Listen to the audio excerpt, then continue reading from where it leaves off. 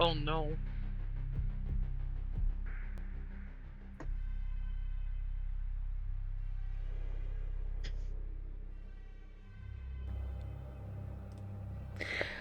Welcome, everyone, to Night City Stargazers, Episode 6.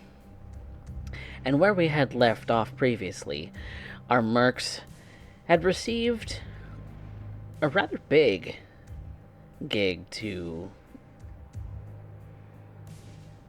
wear their teeth on. A piece of cyberware had gone missing and is being tasked to them to retrieve. A piece of cyberware that is rumored to be military grade, to be worth a substantial eddy, and a very specific client is looking to receive it back because it is family property. And so, Octavio, your fixer, has tasked you with going to one of the abandoned warehouses in the Arasaka docks.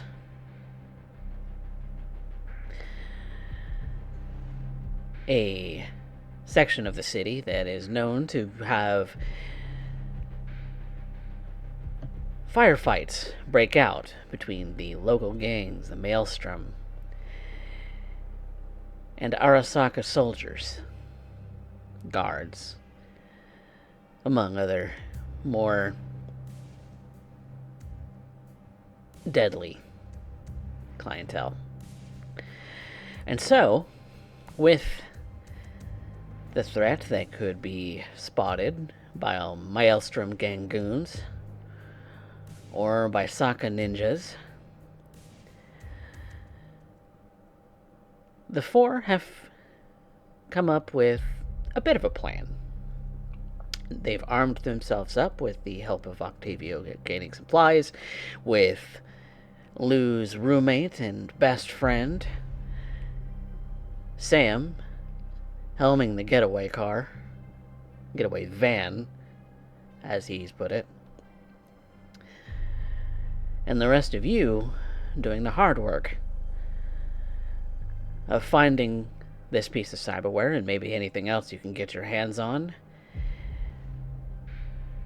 and bringing it back to Octavio for your payout.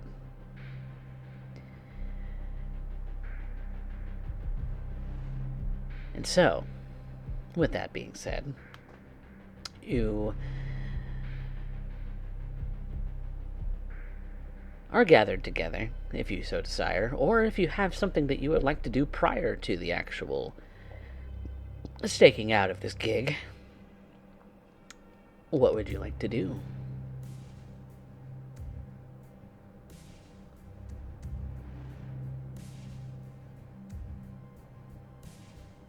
Lou had said something about knowing someone who could probably help Trix get some programming and fast.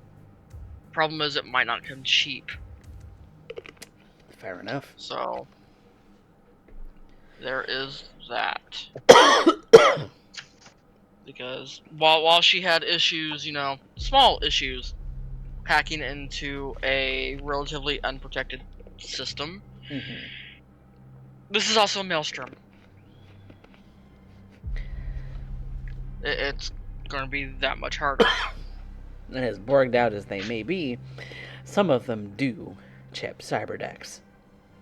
Yeah. They're not idiots. Sadly, they're not as annoying as they are. So there may be some substantial defense systems, there may be a longer crawl to get to the various things to be able to control like you would like to.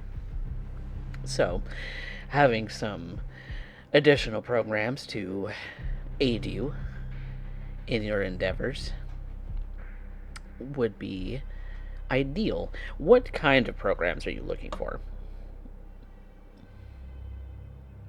Anything that would protect me in from whatever defenses that they've got, maybe something to hack back at said defenses. So maybe an attack And program or a self-ice? yep, and maybe even one to help quickly take down their security system, Okay. if any. So looking specifically for attack programs and self-ice. So let's find out what that would cost. And that's going to be, I believe, in some of both the core rulebook and the Edge Runners stuff. Yep, I am scrolling through the core book now. There's all the cyberware. Where are the programs? Programs under Netrunning 201. Yep. That's the whole section on it. 368 has them listed with some prices. Okay.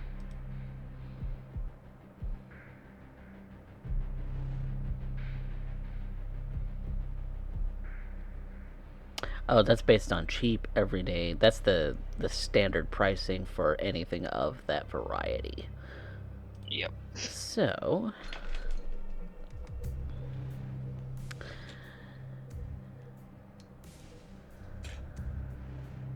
okay. So there's booster programs, which increase your abilities. There's defender programs, which are able to attack or defend you from other programs, and attackers, which will attack enemy programs. So, and then there's Black Ice, which are programs that you might run across as a defense in a system. So,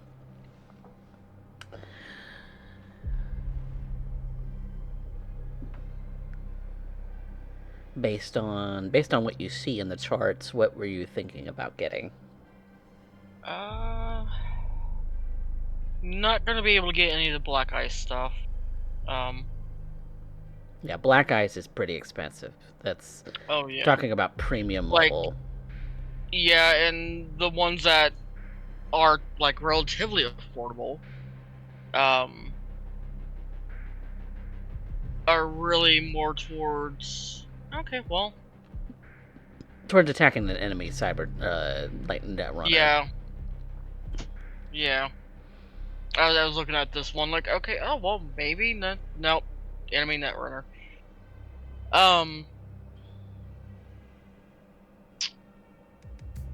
Probably looking at sword and armor. Sword and armor. Okay. So because it did say that they were quick but costly, we're looking at double the price on any programs. It's about 200 total. Mm-hmm. As soon as Roll20 lets me scroll.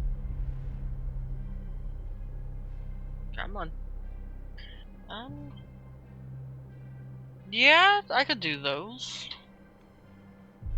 Okay, so if you got the eddies for it. Yep. Okay. And do you have the slots in your cyber deck to run them? Yeah, it should be relatively easy enough to switch them out. Okay, so as far as I know, once you have a program running on your deck, in order to change programs, you if you don't have one loaded... I've got the slots. Yeah. I've got the slots available. I have to look at it again. Okay, so long as you've got the slots available, you can run all of them. Yeah. Does that mean that you have to swap out overheat or no? Nope. Okay. I do not. Max slot 7. I've only got 4 used. Okay. So you've got 4 slots. So used. I should be able. Yep. I should be able to just go ahead and pop these in real fast. Okay. Perfect. Then that's something that you can do in that brief window that we had talked about last time, where y'all were doing shopping, gathering things, repairing stuff. all of that's together.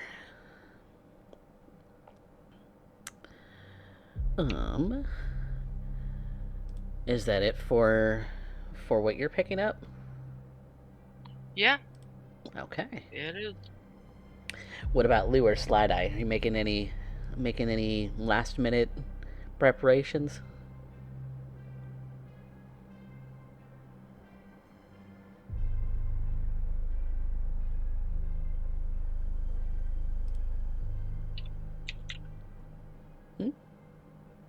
No? I think with everybody in the apartment after the meal, Lou is gonna sort of turn to everyone and say,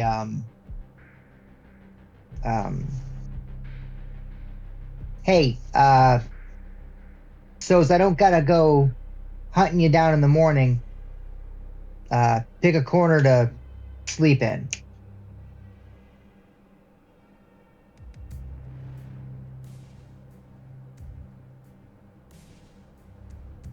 Orvan kind of looks at you a bit surprised. Oh, inviting us to stay over then? Yeah, we're not gonna make a habit out of it though. No, of course not. And if I wake up with my hand in a cup of hot water, I swear to God, I'm gonna kick your ass.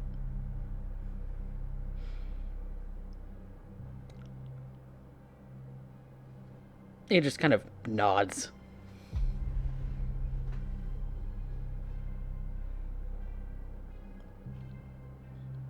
Kind of looks around the room, looks at how relatively small this apartment is, and how many corners of it are really filled up with Sam's and Jessica's stuff,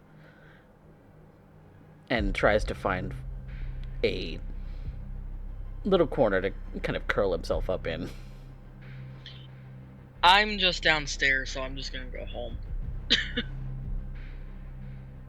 If there's not enough room, I can take one of them with me. If they want.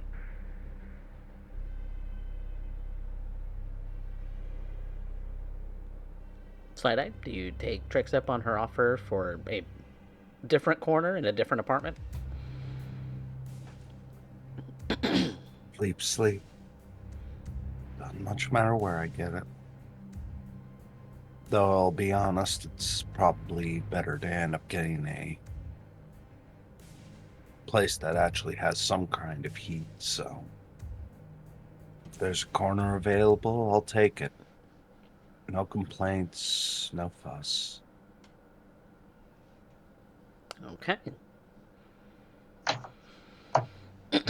So, what time are you all planning to set off for the docks to go and search for your quarry?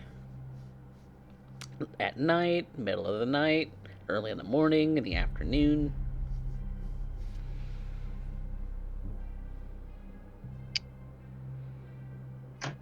Right before dawn, maybe? Could do. Yeah, that's what I was thinking. Right about when the party comes to an end.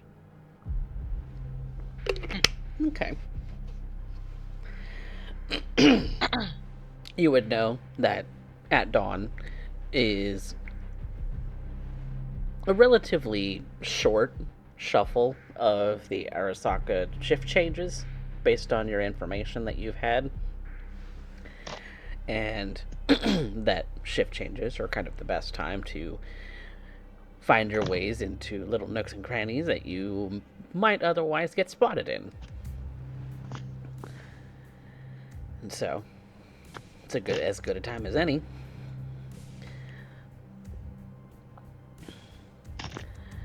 So is that what y'all want to jump into next? Sure. Okay. So coordinating your rides together, however it is that you see fit, Sam has his souped up, as he called it, van, in which he's very confident that he's made the right modifications to. You saw him maybe tinkering with a couple of things, and before closing the hood, as you as you went to leave the mega building in Haywood, driving north side of the city towards the Arasaka docks, where a lot of shipments from everywhere in the world do come in. There's plenty of shipping containers filled with who knows what, and God knows everything. And as you anticipated, the direction in which you were told is a somewhat secluded section of this particular section of the docks. There's a ship docked here, but it looks like it's not been manned for a long time. Maybe it's a storage boat, maybe it's just here for the long haul, or maybe it's still housing something that needs to pass some kind of security check. Who's to say? But from what you know, it's been here a while. Otherwise, the concrete of the surrounding area is a little chilly this early in the morning. And you see that across from this ship that you see docked in this port is a sort of small, maybe control house, maybe a warehouse of some kind. That there's there's not really anything as far as like windows per se that lead up into it that you could see into per se, but you do see also that there are a few, but not many, security cameras kind of posted all along this, and you might find yourself some windows of opportunity.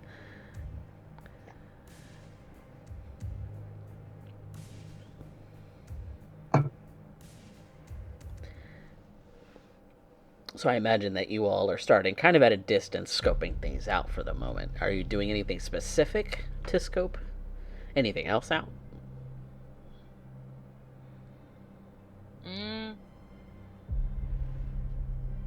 Trix has seen if there's any cameras, like, out in view from where we are currently. So how close do you want to get?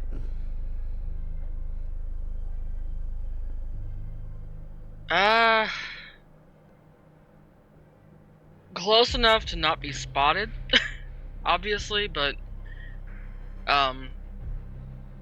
close enough that she's got, no doubts about what she's seen with it. Okay. There's like that little hazy line of being too close. Mm-hmm.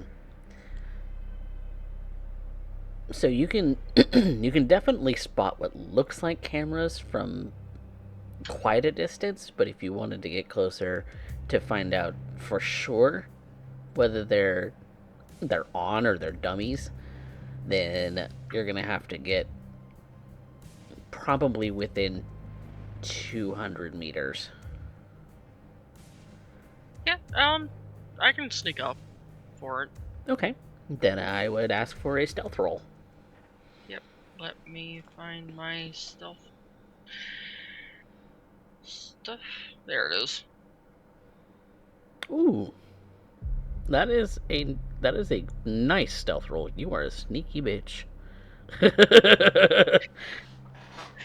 Sneaky, sneaky. Sneaky, sneaky. While you're kind of inching yourself closer to see if you could spot whether these cameras are on or whether they're dummy cameras or something of the like, is anyone else doing something during that time?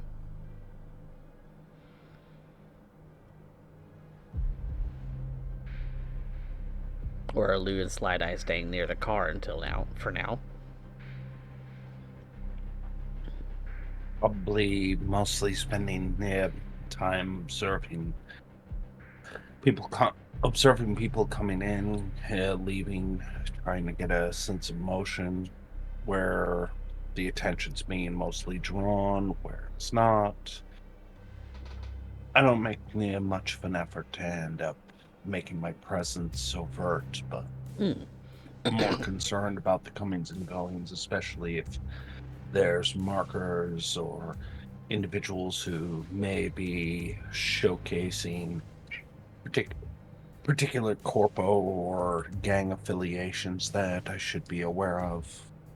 Okay. So Slideye is looking out for the different people going on. So Slideye, go ahead and make a perception check. Oh, you're muted. I'll gladly do that the second I can get my cat to stop, staying in front of my monitor. Silly kitty cat. Okay, not bad. You sit and watch and observe for a moment as Trix is making her way quietly towards the towards the location where you're sure you can at least start looking for your quarry. You do see the occasional armed guard who is sporting the Arasaka logo. They look a little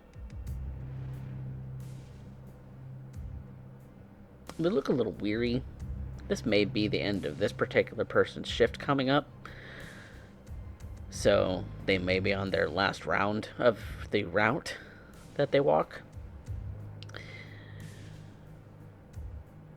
And they pass about 10 or 20 minutes later, though, you spot the usual signs of a gangoon. Those red glowing eyes and a sidearm in hand.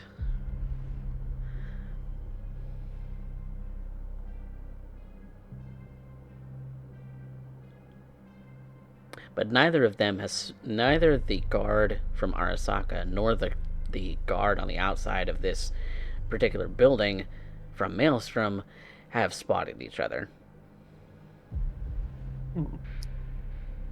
They seem to be unaware that each other exists, being that it's 20 minutes later or so. Okay, so this is a case of one is taking guard, and by the time one leaves, the next one comes out. So they seem to be overlapped but unaware of each other. No, they're like the Arasaka guard seems to be walking the docks on a route, and when he's out of view from you, about 10 minutes later, outside of the building that you've been directed to, out comes a gangoon who's like smoking a cigarette.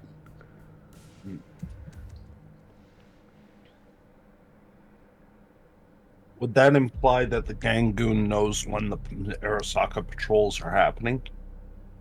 That's a safe assumption.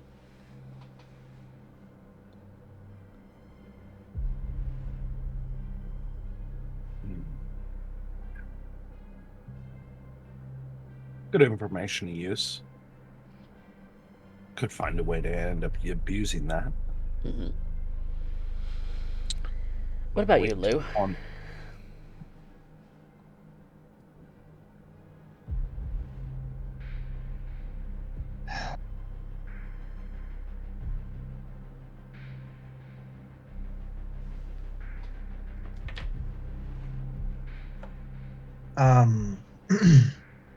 I don't know. I'm having a hard time thinking of a third thing. Could just be striking up conversation, or you could do something else. You could. I mean, I think that Lou is definitely checking in with what everybody else is doing. Mm-hmm. You know, catching up, collating the information. Yeah, I imagine you all are on the hollow with each other in a group call to kind of keep your communications with one another. Right. Dam's looking a little So, antsy to get out of here, but that's nothing new. He's always antsy.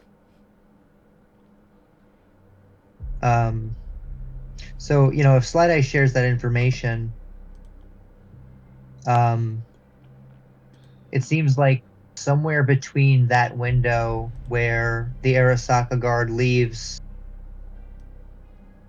and the Maelstrom Gangoons step out for their break or peek or poke their heads up when they think it's relatively safe might be an opportunity to ambush and thin the herd. It's possible. Although you've seen one, so you're not sure how many others there might be, but it's a plan. We want to do this slowly, one at a time, infiltrate, identify what we're after, and then grab it and get out. Mm. That can be our plan A. Plan B, when that goes tits up and all hell breaks loose. And of course, Orvan is one of those in case shit break glass. Exactly. So I assume we have the truck. Yeah, you're in Sam's van, and Orvan's kind of doing what he can for like last minute maintenance on his rifle and on his pistol. Mm-hmm.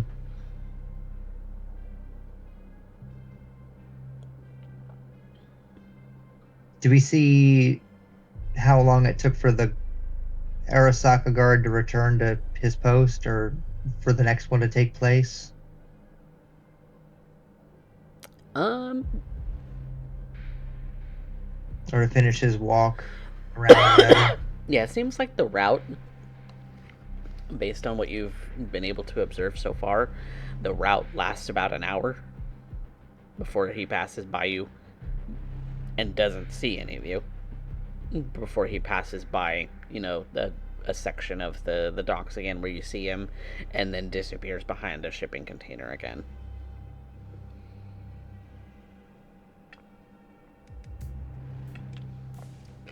And it's only the one guard that you ever see.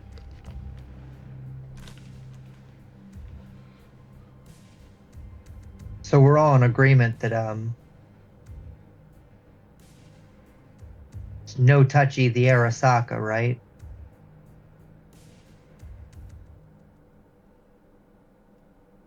No touchy of the Arasaka. Unless they touch us first. Unless they touch us first.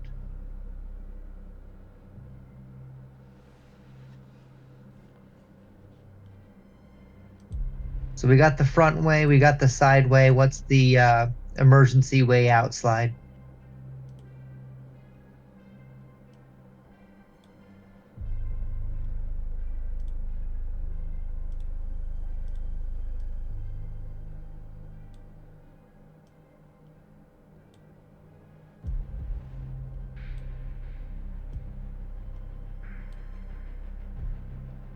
Slideye. I'm trying to end up working the ankles here.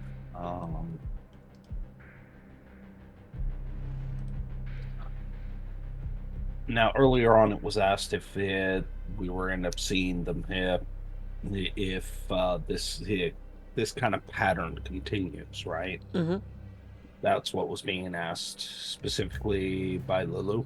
Yep, the Arasaka guard definitely is on a pattern. And the scavs seem to operate within that pattern. Yep. If it's like one person coming out, if it's two people coming out. Regardless, they're aware. Now we check, but we hide in here when Arasaka comes in. Mm-hmm. Okay.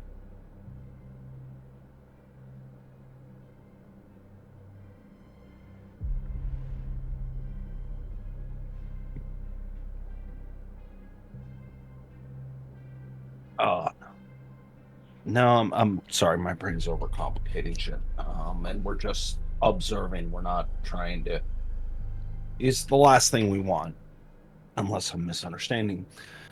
Last thing we want is Arasaka getting involved at this exact moment in time, because this is entirely observational. This is a stakeout. We're not doing the breach right now.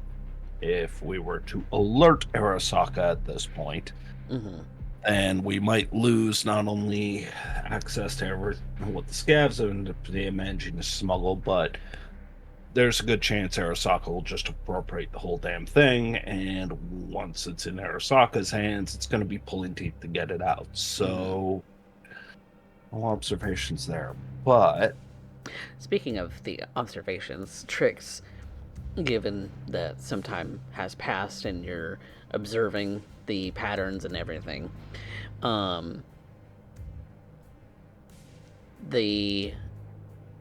you do know that there are a few of the cameras on the docks themselves that are operational and keeping an eye out for intruders. It's when you observe the building that the Maelstrom guys are coming in and out of that you realize that maybe the one security camera that's kind of pointing at the door and hasn't moved, by the way, isn't on.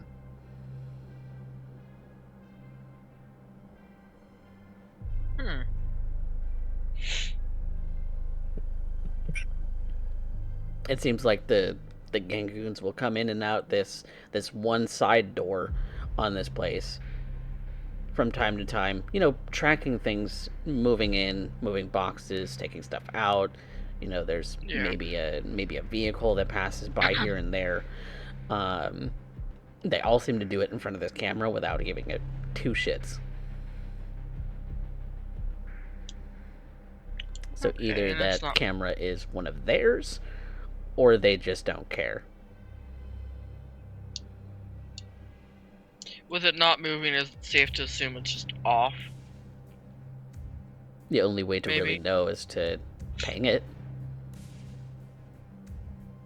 Yeah, she'll ping it. Let's see. Go ahead and make me an interface roll just to see see if you can do that pretty stealthily without them noticing. Okay. Yeah, since it's just a simple, you're pinging it, you notice that it doesn't respond. Okay, cool. Are there any windows, like, nearby it? There's not really much in the way of windows in this,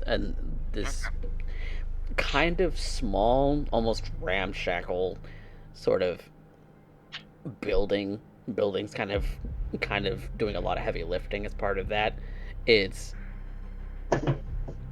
like a storage space that was put up rather quickly and really has a garage opening door and then a standard door. Any other kind of entryway into the space, if there's windows, they're all kind of like got that like crosshatch sort of window framing where you can't really open it or you can't really bust it in order to get in. And there's only like 2 of those in this whole thing. And this building is maybe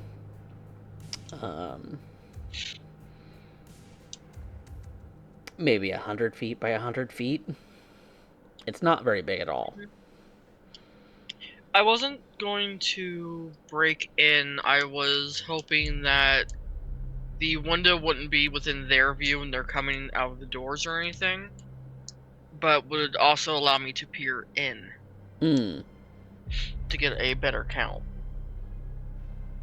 They would be on the second level. It'd be hard to see. Damn. Well, it was worth a shot.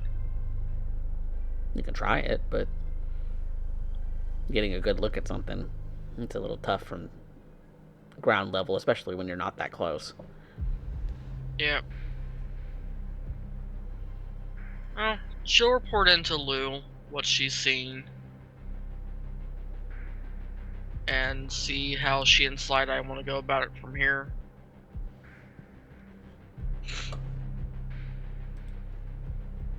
All right, don't push your luck.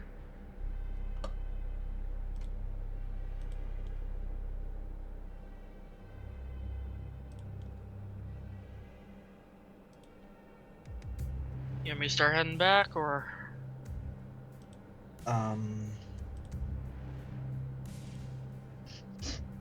Yeah, do you think we can forge documents to get into the dock? Take too much time. Is this something I could have done last night? Forging documents? Sure. I've got a score for that. Okay. So if you want to try and do that yourself, then yeah, I will say that this is something that you could have prepared very quickly, but the difficulty is going to be a little bit high as a result of the quick. You didn't have a whole lot of time to prepare this. Sure thing. I'm going to add 3 luck to it. Okay. Okay.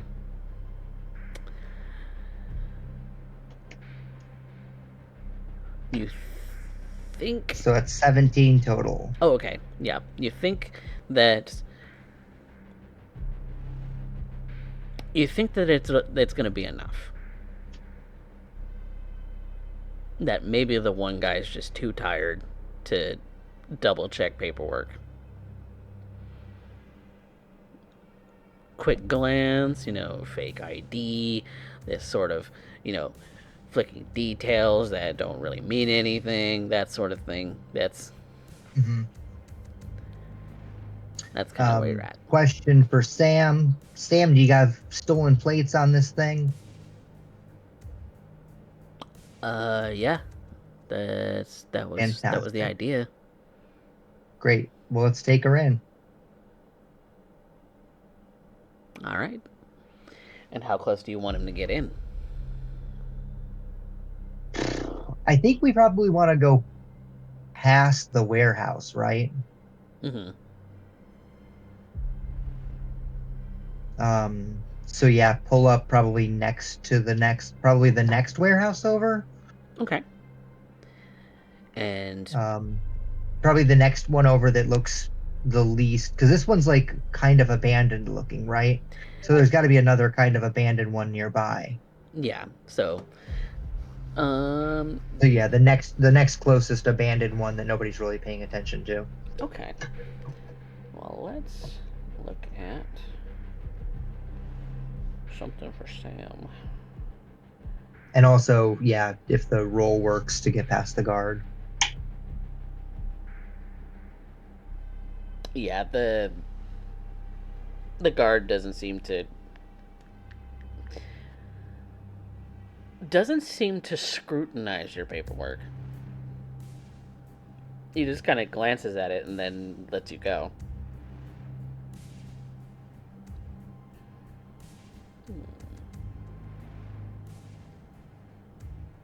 Okay. And yeah, the stats that I have for Sam, he is totally smooth in driving vehicles very nonchalantly, bringing no attention to himself, making it very easy to slide right into the sort of a space between not your target warehouse and this warehouse, but in between those, the next one, kind of sliding into a little bit of an alleyway in a way to um, to hide the vehicle. And there's also like shipping containers that are kind of creating their own little nooks and crannies and things. Some of them have the doors open and you see that they're empty, like they've had all of their goods taken out already. So Sam kind of parks the van and turns off the engine just so that it's not making any noise anymore. Alrighty. I'll wait here and we'll be your getaway once things pop off, I guess.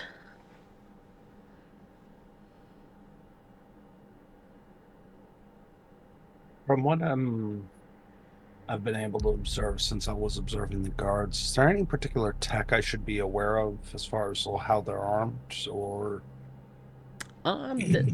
Based on your perception, you would see that they had looks like a standard rifle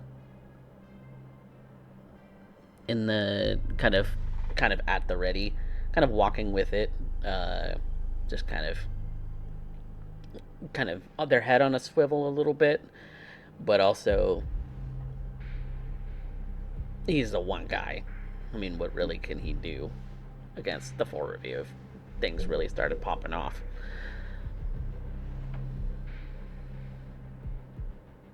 Some low-level corpo, maybe? If you got stuck with this gig.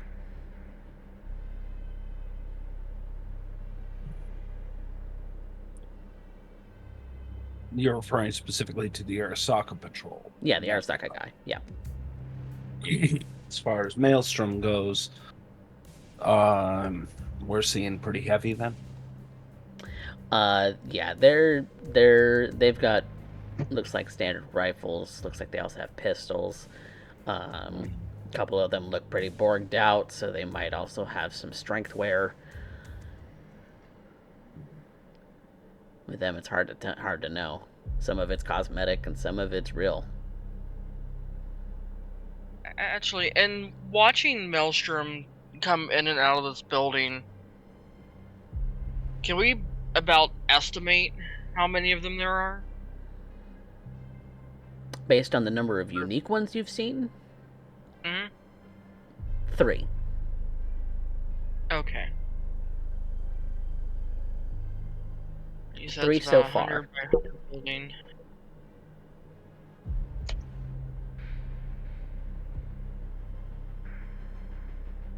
What is their condition?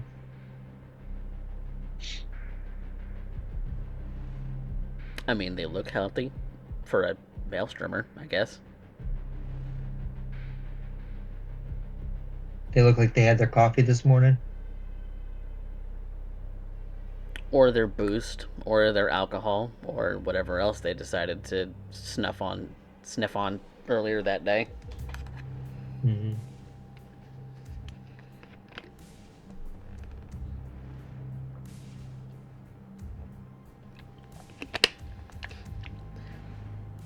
But don't look too much worse than the scavs maybe that you encountered before.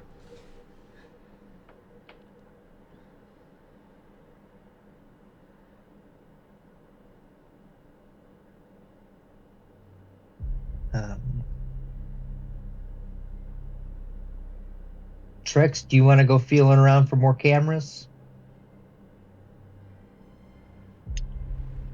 I can. I should be close enough I can start hopping into their system. Yeah, if there's any security system. You should be able to find your way into their network. There is a point that you can access.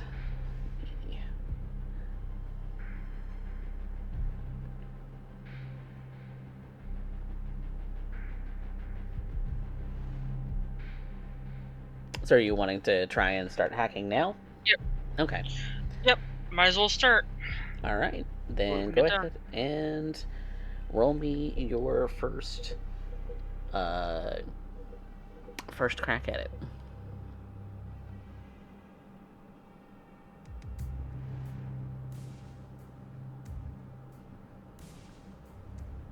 Well, that'll pass. So you've gotten into the first level.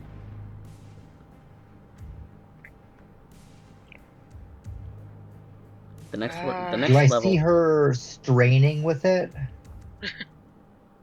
You maybe see her eyes kind of glaze over with a bit of like a digital interface almost, where you see that she's concentrating. Mm-hmm. But as far as what she's seeing in the net, yeah, that's a whole different picture. What does the net look like to you, Trix? It is. It's hard to describe, mostly. At the very fringes, it's a lot of just ones and zeros, binary code. Jumbled mess at the very edges of the vision, but the closer in you get, the more it looks like there's structures. So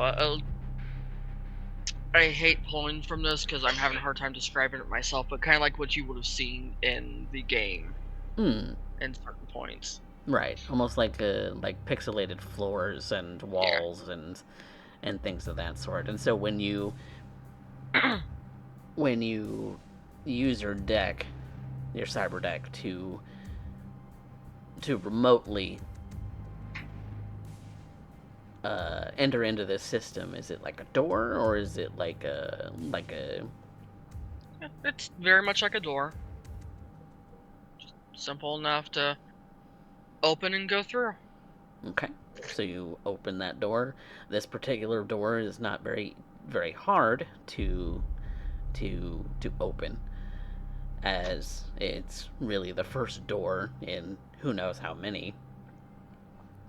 You come to the next door in the sequence in this floors of a network structure, and it's requiring a password. As one net action, I am going to activate my defender program. Okay. First floors are nothing. It's everything after that, but I'm going to try to hack through it. Okay, so you're going to have to hack the password. Go ahead and roll me another interface check.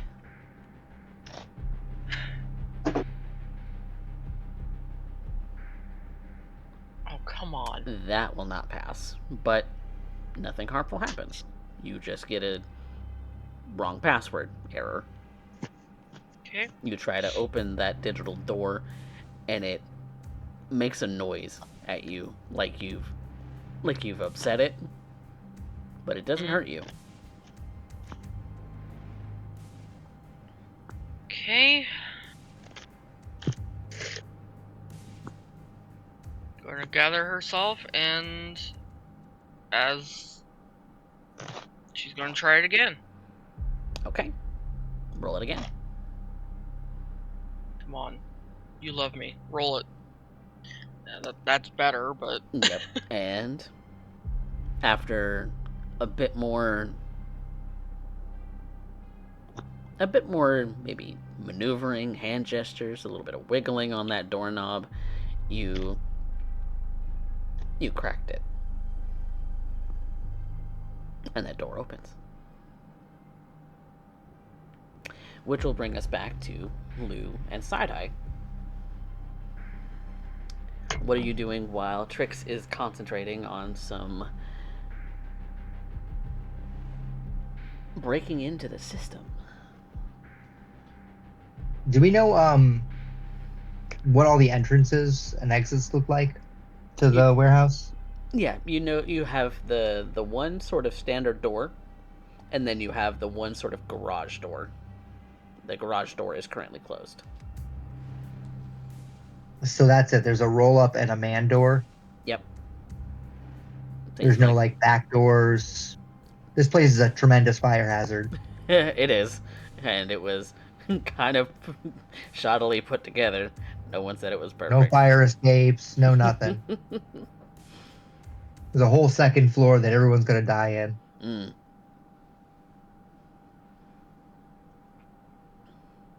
As is maybe standard with Arasaka at their lowest levels. So Lou says to Slideye, like, well, worst comes to worst, we could just grenade the whole damn place. And whatever lives, whatever survives the explosion, we drag out of there. We'd have to kill the Sokka guard, but Why? probably get in the way.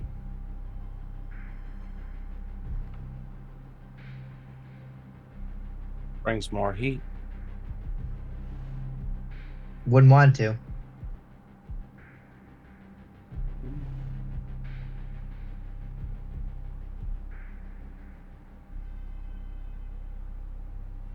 They've kept quiet for this long. Learned the routes.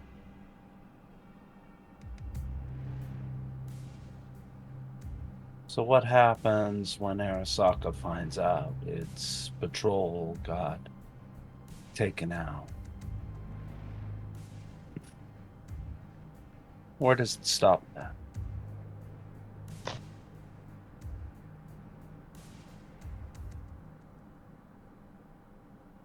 Noobs take him out. A noob would take him out. Amateur Hour says, hey, it's inconvenient. Reality is, that's just going to end up bringing a whole investigative team. And when Arasaka figures out that there's a bunch of missing inventory, they're going to ask themselves, okay, where did that go? Means somebody took a hit on Maelstrom. Means they're going to backlog to figure out where all that tech went.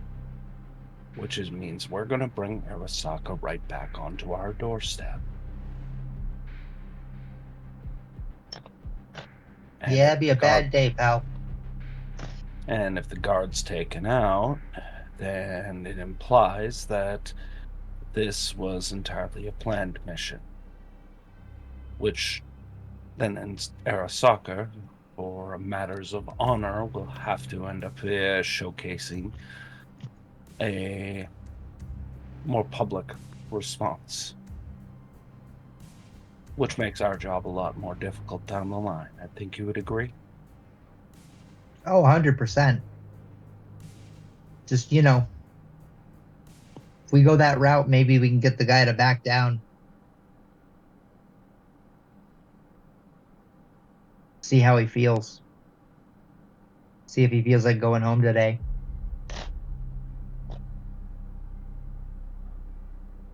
If he feels like going kamikaze.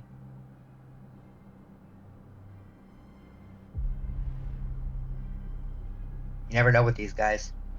If he's got a family, if he's got nothing to live for.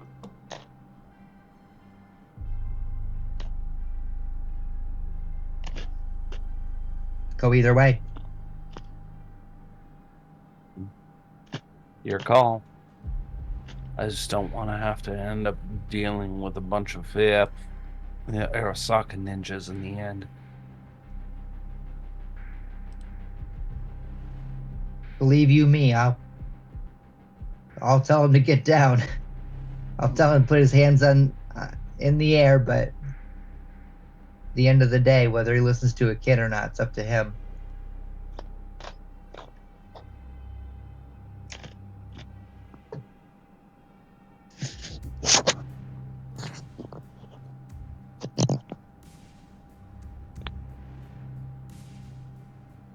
This patrol, this Arasaka patrolman, that looks like a low-rent corpo who's been passing along.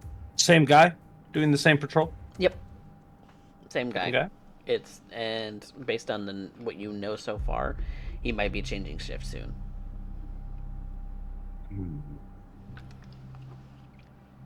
So eventually he's going to have his last route and end up at,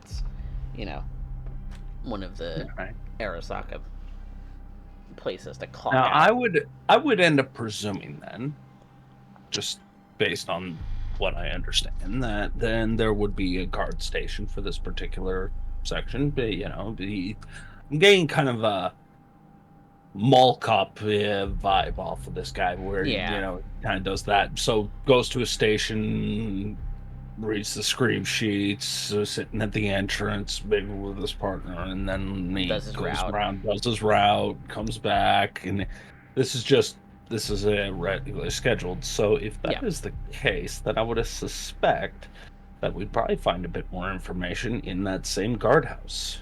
So I am going looking for that. Okay.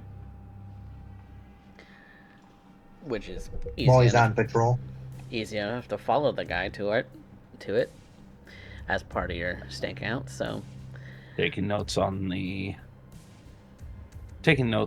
particular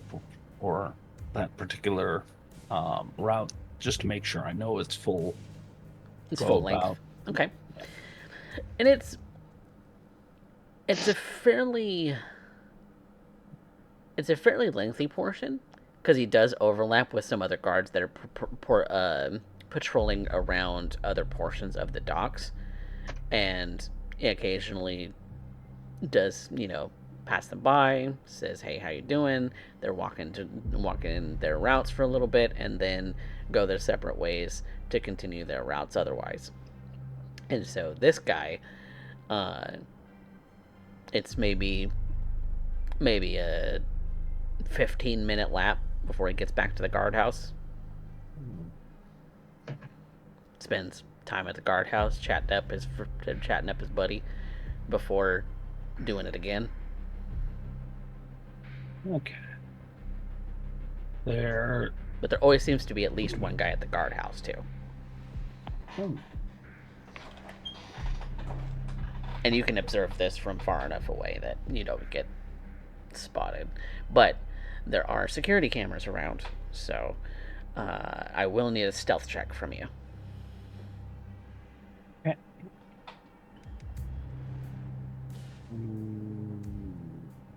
It's on the body, if I recall.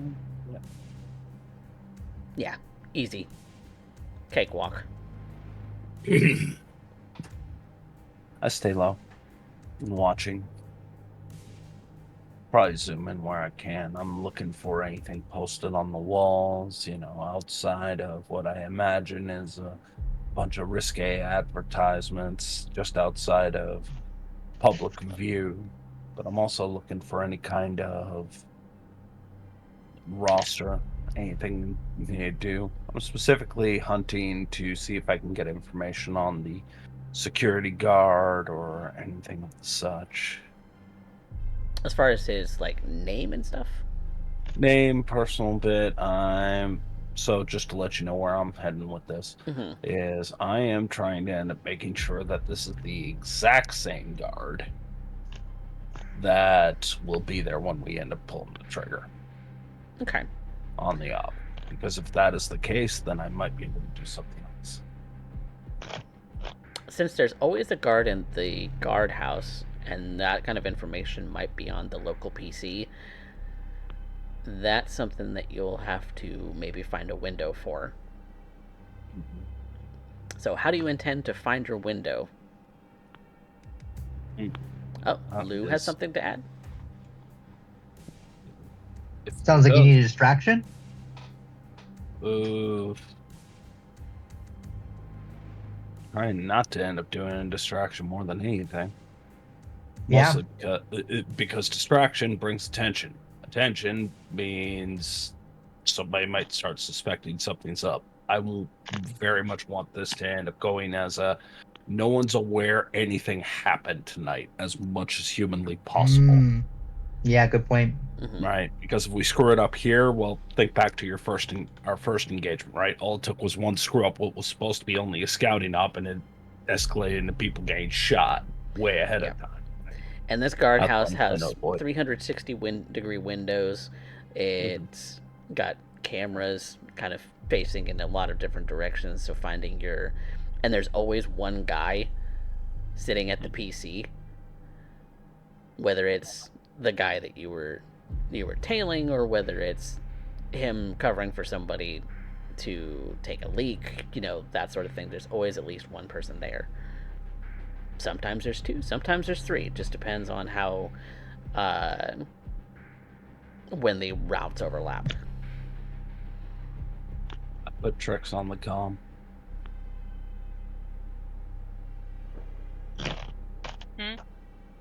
Need a server breach. Specifically, I need the names and schedule of our guards. I need to end up knowing if they're going to be here when it all goes down.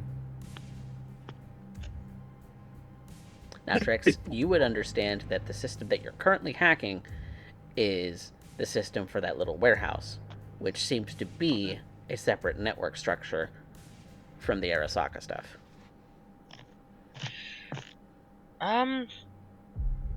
Alright, I'd have to be over that way to jack into it, but it's a completely different system. Nova. And then that would be hacking Arasaka at that point. You implying did, you don't want to... Go ahead. Yeah, we did supply with this in mind. Alright, I will jack out of this and make my way over. Risk assessment. Are you here? Sure, you're able to do it while keeping it quiet. Don't Depends give on me how hard it bites. It's Arasaka. Yeah, and that's gonna bite hard. I I'll can leave it jam to something you. in my mouth. I'll leave way it when to it your bites- discretion. But if it even threatens to bite, I don't want any attention. So if you're telling me that there's a chance that this thing will bite, you can just tell me it's a no-go.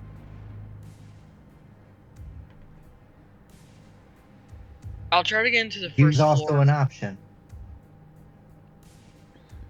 I'll try to get into the first floor, take a look around. I'll know more from there.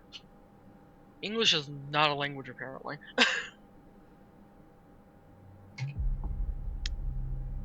So she will back out of the Maelstrom system, jack out, and quickly but stealthily make her way over to meet up with Slideye. Okay. Go ahead and roll me another stealth check. Since this is a new covert op that you're doing. Please be kind. Kind it is. That's a pretty good roll. You find yourself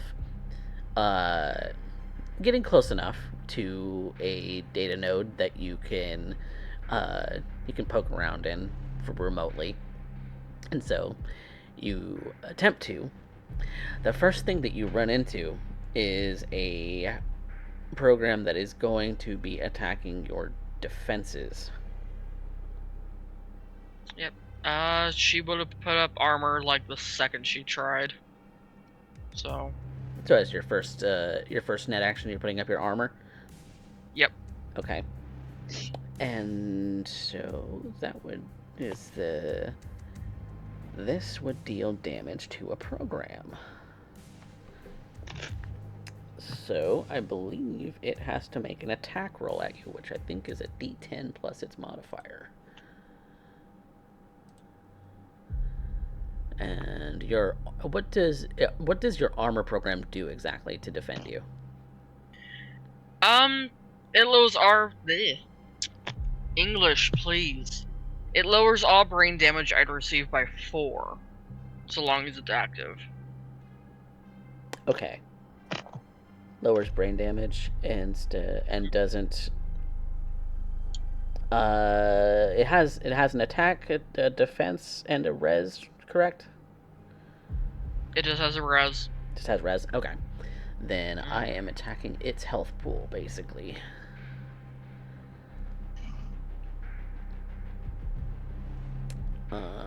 Which, if it doesn't have a defense, I don't think that there's a to hit, so I think it's just straight damage.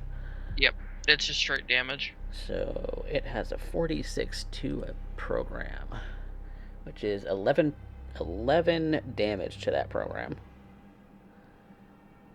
But you get past it, and you're able to try and crack the first floor. Yep, she will try to crack the first floor. And let me scroll up so I can hit that. Okay, that'll pass. That password was easy to crack, it seems. But behind that door is a couple of anti-personnel programs. So they will attack you because they're anti-personnel,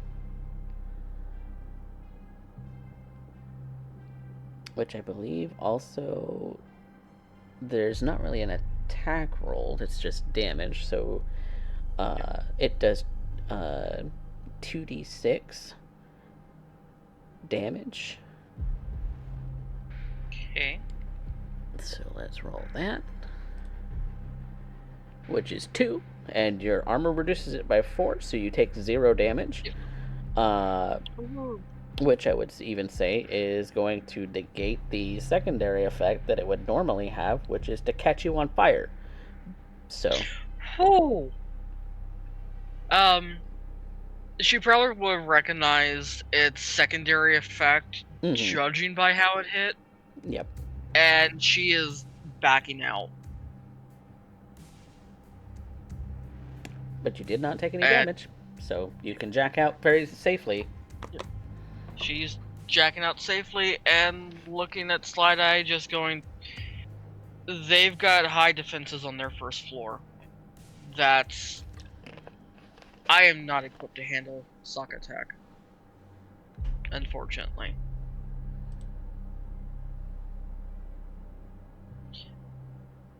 What hit me while I was in there, had I not had my defense up, I would have been burning by now. And not in a fun way.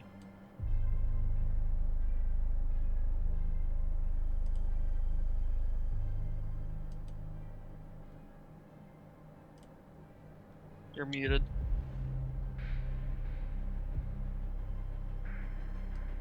Good job in there, Trix. Well, if I am no longer needed here, I'm gonna go back to the Maelstrom and see what more I can figure out over there.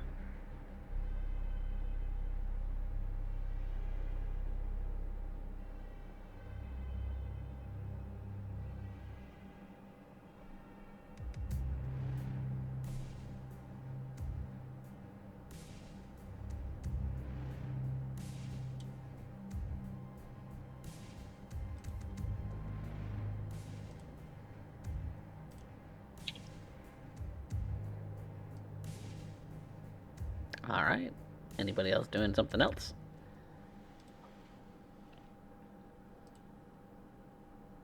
I can't think of anything off the top of my head right now, so. Okay. So you're heading back towards the Maelstrom thing, or are you still trying to get the information from the... I left that in Trix's hands, so okay. That's entirely on Trix. Okay. Yep. She did not feel safe tracking into that network. Not when the second I get into the first floor, it attacks and wants to set me on fire. Nope, that is a fully understandable response. So, I think that concludes everything we can get. Unless Loup has something else in mind.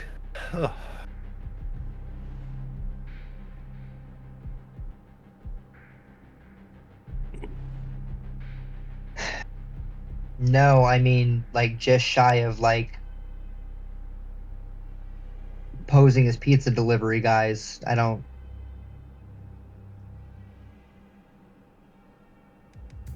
I could give you an idea. Shoot. You could incapacitate the guy who sits at the desk and just look at the PC. But that runs the risk of him Doing that. That runs the risk of him getting discovered that he's not there at his post at one point. But it is an option.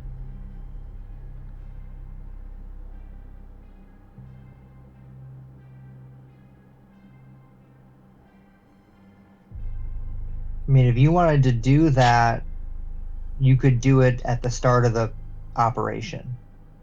And we could have the hour before he's basically discovered. And alarm bells start ringing. Mm.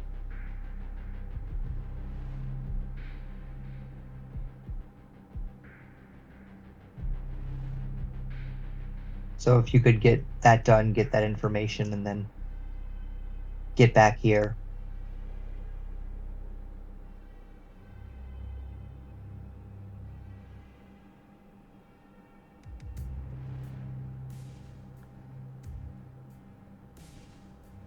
Thoughts, Slideye? Sorry.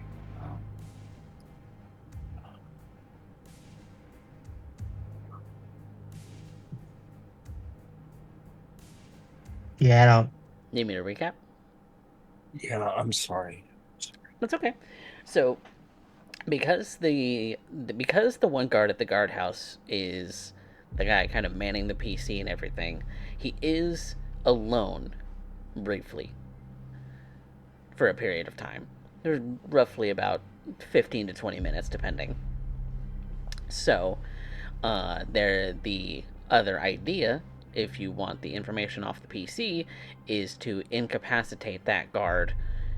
Just look at the PC to see if there's data on there that you could use, which there likely is, and then get out of the guardhouse and go about your way.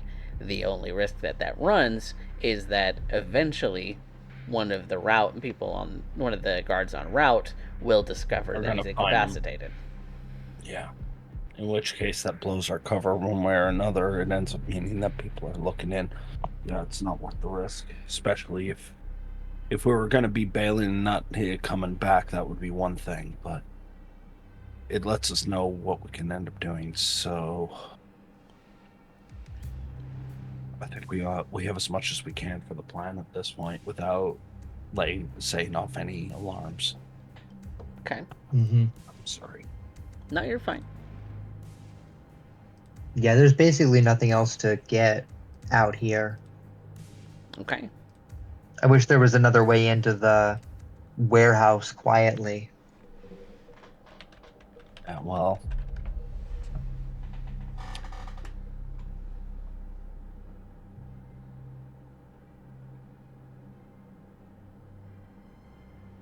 I can try, but be about as much risk as Trix doing the Arasaka run inside their server, so. Mm-hmm.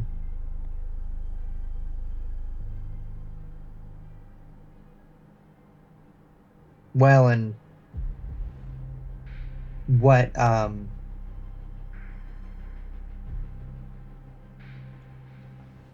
how would we talk our way in anyway? You wouldn't.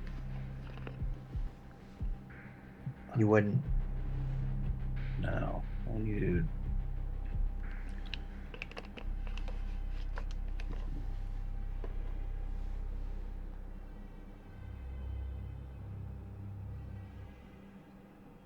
Yeah, I'm sorry. What's that window you wanna so the window between because I know what you're talking about. There's the window where the guards start moving. There's no one outside the warehouse. It's basically unobserved by anyone. Mm-hmm. And then the Maelstrom guys start to come out and hang out. Yeah. Yeah. And And do their it's business and that stuff. space between, because near as I can tell, and Coffee, please correct me if I'm wrong, they don't have any outside observation to end up keeping track of it, or if they do, it's very minimal. Mm-hmm. So they're doing it entirely by time. Yeah. Mhm. So they're basically counting down, assuming that the guard's going to be going in. They're doing it blind, which means that they're not jumping out the second he turns the corner. They're giving him probably a good 5-10 minutes before they step out to end up continuing. Yeah. But that Just in 5 to case. 10 minutes is a blind spot window. Yeah. Mhm. That sounds about right. So how do you want to use that time?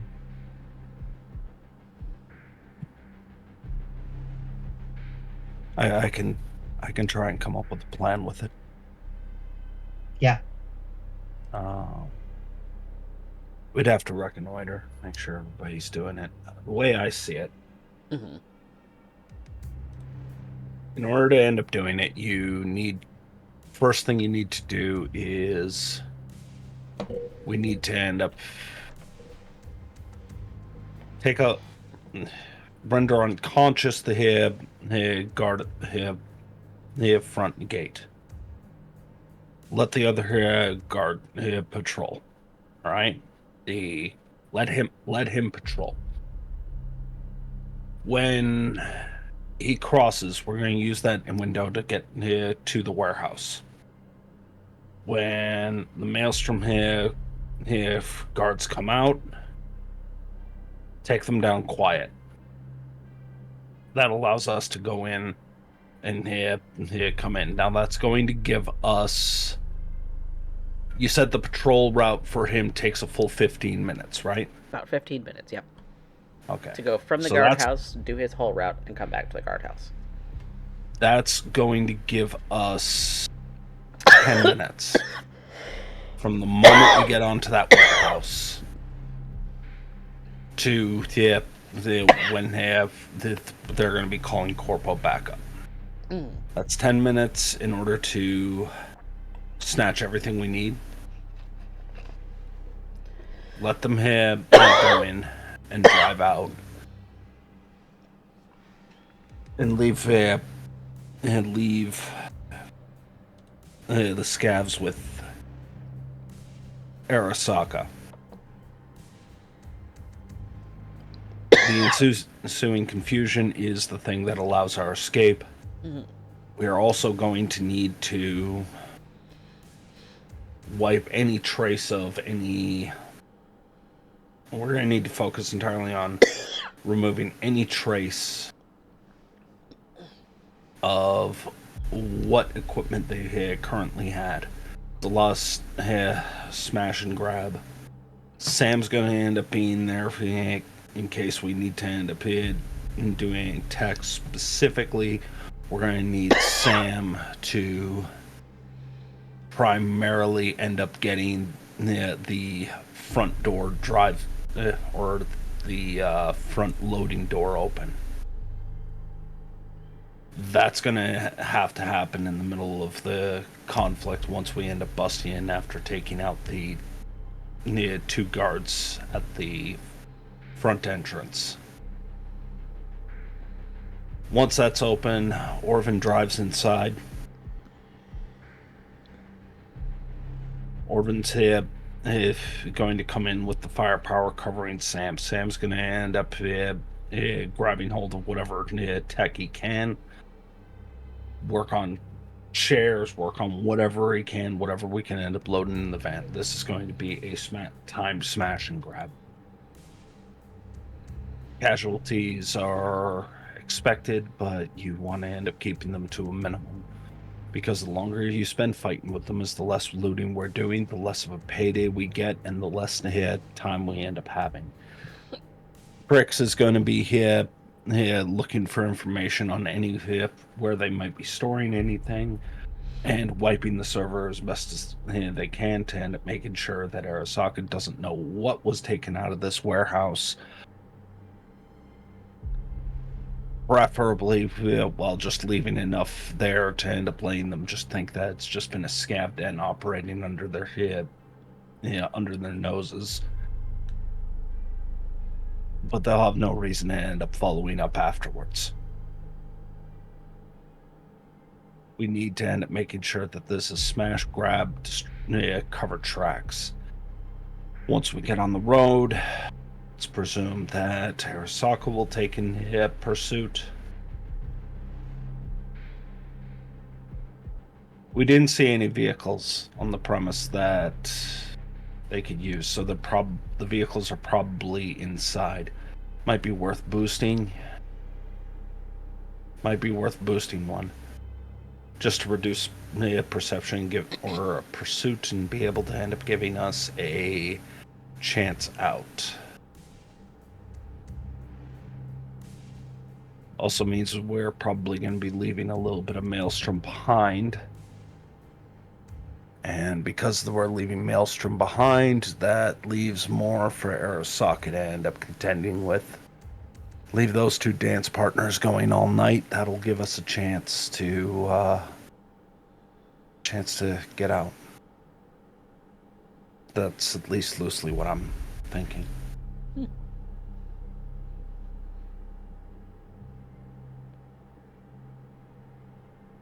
Going to be a lot of on-the-fly stuff, so you need to end up prioritizing.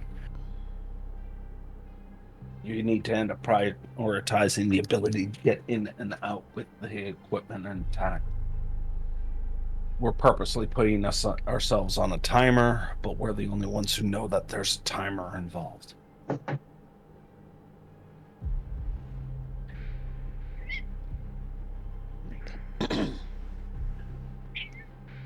Well, all right, you heard the lady. All right, which I think is also a fantastic time for us to take a quick break, and when we come back, we'll set this plan in motion. So, be right back, everybody.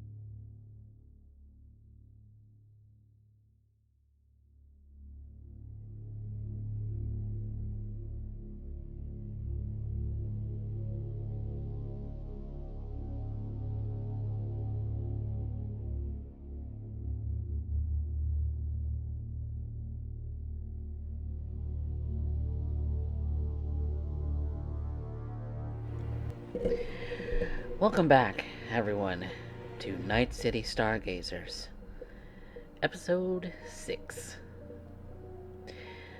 The plan is to get into the warehouse in a certain amount of time, a brief window in which no one will suspect the wiser. Having spent a bit of time now surveilling the scene and determining what the plan of action is, These mercs must now get to work. It's just before dawn when the guard shifts for the Arasaka patrols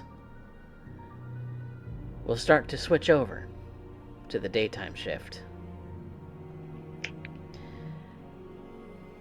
A point in time where the patroller will be doing the last of his round before kindly exiting. So, having discussed the plan with one another, it is now time to determine what you do next. The guard that you had been keeping an eye on, who had done his rounds, your plan is to, as he's leaving the guardhouse and gets a bit far away before he's noticed and comes around for his rounds, to the warehouse that is your target. What do you do?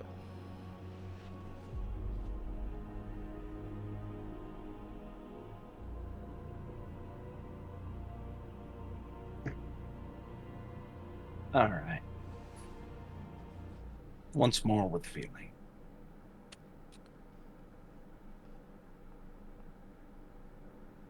Orvan's going to be the driver with Sam. Loup. Trix, you're going to be on the... You're going to end up dealing with the guard outpost for the one guard who is going to end up being alone. Quick, quiet, preferably bloodless.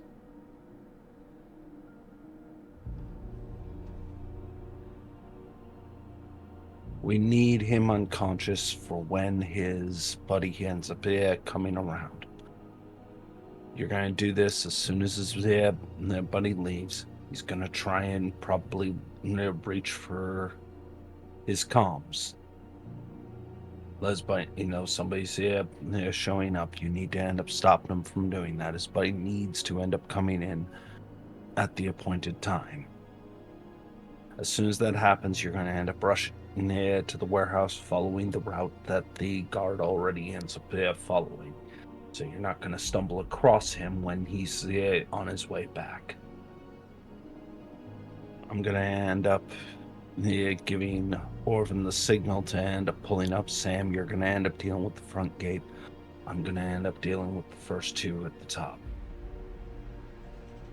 They're going to end up focusing on me at that point, but they're going to be focusing on the front door. They shouldn't be looking at the large door you're coming in on. If it all comes down by the time Orvan and Sam end up getting that door open, Trix, Loup, you should end up being already on your way, ready to end up doing backup. Is there anything else that we need to know?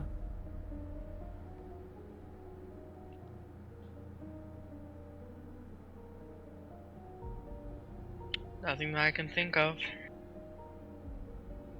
Trix, I want you in the system as soon as you end up going in. Loup, if you end up wanting to bring the firepower or cover here, Trix, I'll leave that to your decision as you end up seeing things on the ground. Orvan, I'm going to need you as soon as you end up coming in back up with the van, end up starting shooting. Cover Sam as much as possible.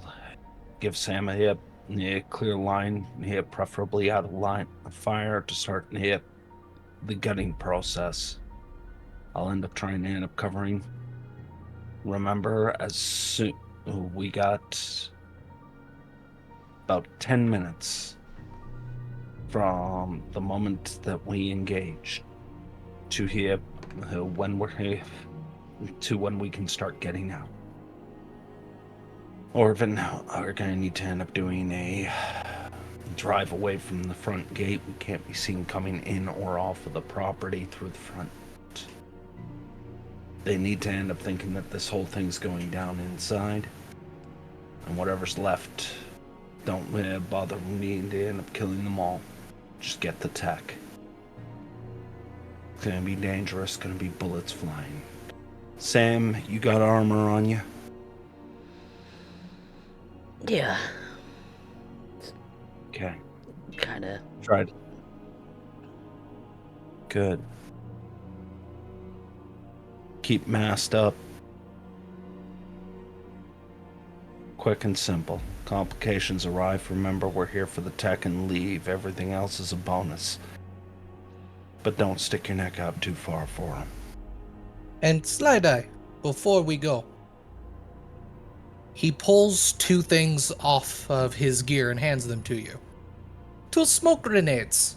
If you are going to be taking all of the fire, you may want these. Sounds good. All right. Then, thank you very much, Med Boy. She grabs hold of them and What kind of a name is oysters Med them Boy? away. It is the one Trix gave me. It's a little dull, Better don't than you what he think? was doing. It's better than using real tape. Sure. Right. Okay. Well, let's Well, get going, Mark. Mark.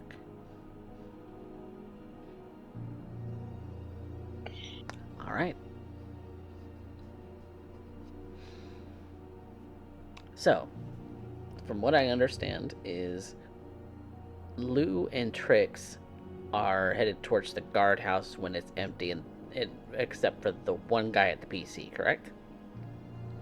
And we're going there to get personal information about the guard that's on patrol. Correct?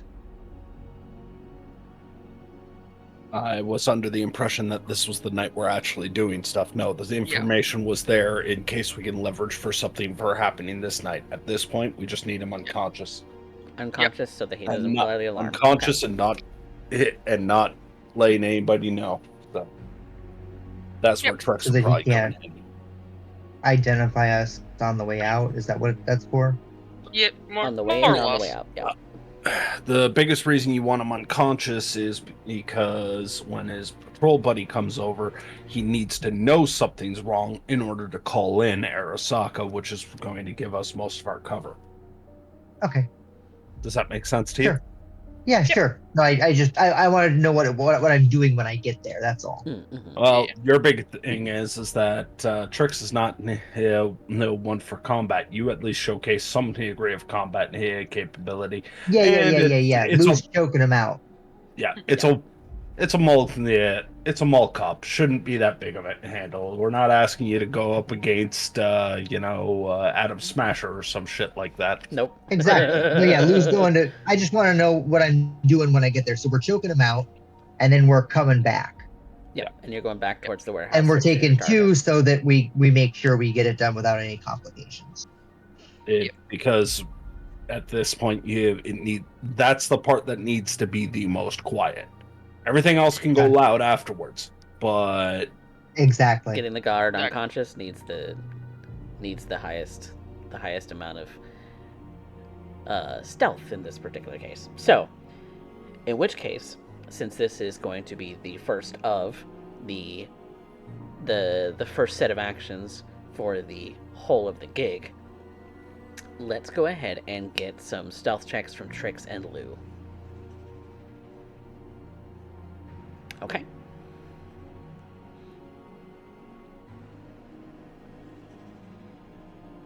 You feel fairly confident that you are sneaky. Cool. And so the guardhouse, the door you can easily open. And this guy is sitting at a seat at a PC. This room is maybe 25 feet by 25 feet. It's got lockers, it's got several PCs, but he's sitting in front of one of them. Looks like he's observing camera footage, and seems to be otherwise, preoccupied with maybe a scream sheet in his hand, with his feet kicked up. Okay. Doesn't seem awares. So I'm looking at grab. To determine the outcome of a grab, both you and your target within your reach roll Dex plus Brawling skill plus D10. If you win, you can choose to grab hold of the defender or take the object that they're holding into a free hand. So it's like a contested brawling skill. Contested brawl. Okay. Then let me actually. Can I have advantage because he's like kicked back? Yeah, there should be some kind And of. I've snuck up on him? Let me just find some kind of. Yeah. Let me find some kind of sheet that I can use that's pre-generated for this guy so that I can have stats for him. Here, this guy will work. So be a contested brawl. So you want me to roll 2 and just take the highest one? Yeah. We could do that. Okay. And then his is a D10, and I have his stat in my hand, in my phone. So you're 17, and he's a 14. So you have him grabbed. Okay. Next is choke. If you're currently the attacker in a grapple, you can use an action to choke the defender you are grappling, dealing your body stat directly to their hit points in damage. Okay. If damage dealt by a choke would reduce to the target to more than 1 HP to a 0, they're instead left at 1 and unconscious. So I'm just going to basically continue doing body stat damage until he runs out of HP. Okay. And my your body stat is 5. So I guess he's going to make contested, or yeah, like checks to try and get out of my grapple. So, yeah. I'm gonna call Can this... I yell, go ahead. Oh, I'm gonna call this 3 turns. Because he's a fairly easy guy to get so you're doing a choke, and he is Can I trying say, Trix work the body? Trix, what are you intending to do in this case, since she hasn't choked out? Trix is going to, effectively pin his arms to his side and whatnot, so he has less of a chance of pulling Lou away from him or pushing her away. Okay. Nice. Okay, so you're essentially assisting in a grab roll. Yep. With Lou. Okay. In which case, I don't know how Cyberpunk RED typically does some kind of advantage like D&D does, but the 2 rolls and take the highest sounds like a good substitute for now. So this will grant Lou advantage on her continued grab roll while this guy tries to get out. So, Lou, go ahead and roll grab again. And since he's choked, he can't say nothing. Gotcha.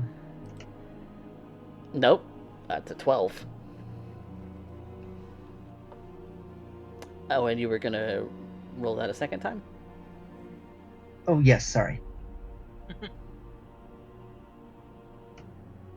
Ooh, and that's a crit. And actually, I'm going to count that for 2 rounds. And so the first one was 5, the second one's going to be 10. So he is reduced to unconscious. Great. So he's left at 1 HP and unconscious. Oh, yeah. It actually says if you choke the same target for 3 rounds, they go unconscious regardless of their HP total. Okay. Huh. Well, there you go. So that rules. Well, I counted a crit for 2 rounds, so there you go.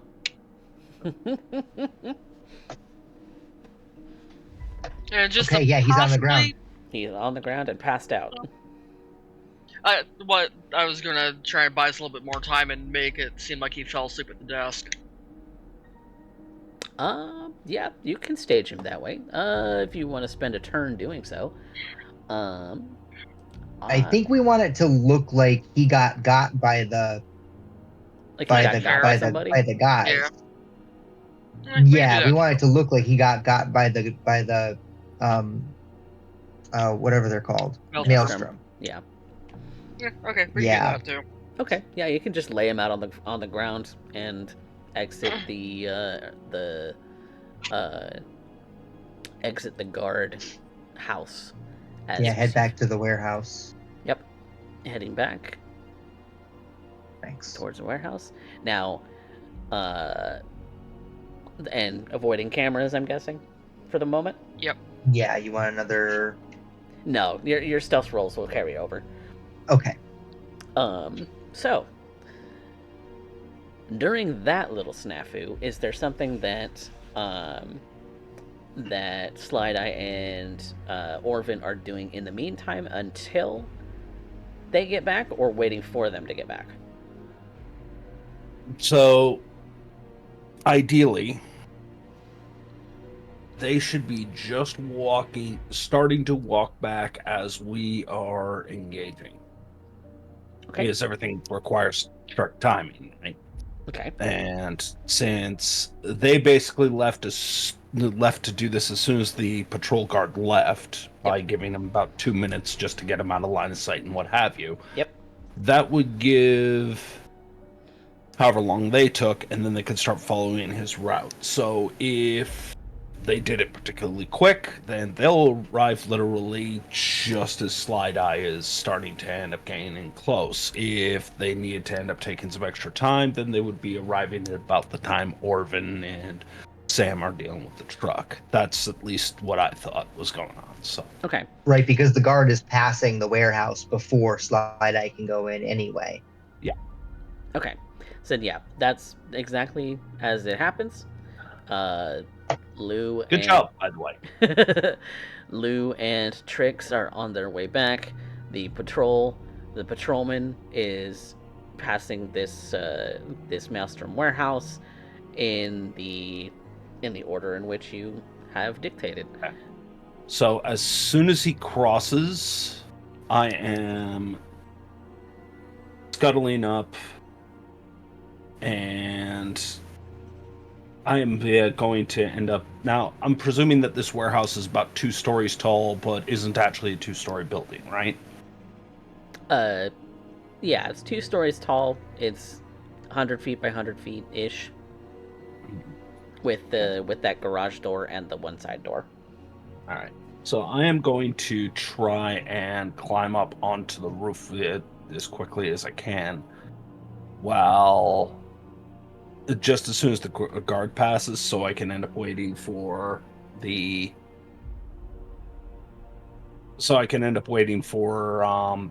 individuals who are about to come out to keep watch.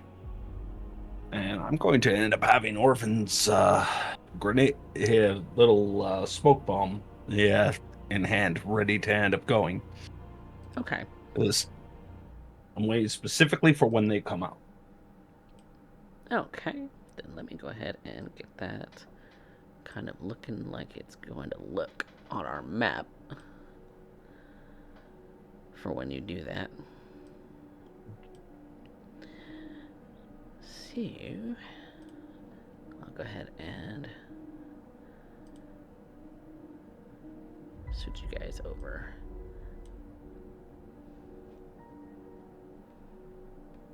So this gray rectangle that Orvan and Sam are in are going to be the truck, but they're not quite in there yet, so just pretend it's not there yet. Not a problem. This van doesn't exist, so pretend it's not there. All right. This van right here, you know. Yep, I see it. And so Trix and Lou are on their way up. You're up on the roof. Make me is there an athletics or like a something like that check? I believe so. There's an athletics check, and this shouldn't be too hard. So, Nah, you got such a Really? good body. Yeah, easy cake. Alright. Little leap, little climbing, and you are up on the roof. So, I know this isn't D&D, but I'm going to explain it in D&D terms. Here's my intention. Okay. I'm going to pull the pin on that smoke grenade, and I'm going to beam it off the back of one of their heads. And I'm specifically trying to basically beam it off of their head so it rolls into the door and starts to cloud everything inside the building. Okay. So during this point, it's one guy coming out. And you're gonna beat him in the back of the head with a smoke grenade. Yep. Alright, go ahead and make me a thrown weapon or a grenade check. That is fighting, right? Yeah, I believe so. Brawling, evasion. Nope, not that. Maybe it's ranged weapon. Modifier. Heavy weapons, archery. No, it's not under ranged weapon. Because that doesn't apply. Let's see. I mean, it could also be another athletics check. But I'm trying to think. Thrown weapons. Trying to think. Sorry, I didn't research grenades because it's not my forte, but let's see. Tactics, wilderness survival. So when I've thrown the tomahawk, I was able to change it from melee to ranged. That's how I did that. Okay, unless there's a specific roll from the grenade itself that indicates it on the item. Yeah, I haven't added it, so I guess I'll see if I can quickly. Okay, yeah, then I'd say just make a athletics. Yeah, make an athletics check. We'll make it easy for the time. I am burning all of my luck on that, so this is going to be +6. +6. Ooh, that makes that a 24. Yep. Beat him in the back of the head. He is obviously now aware that you are up there. But well, he got hit in the back of the head. Whether he knows that it came from above or not is, I'll leave that to your discretion, but sure. And the grenade does bounce into the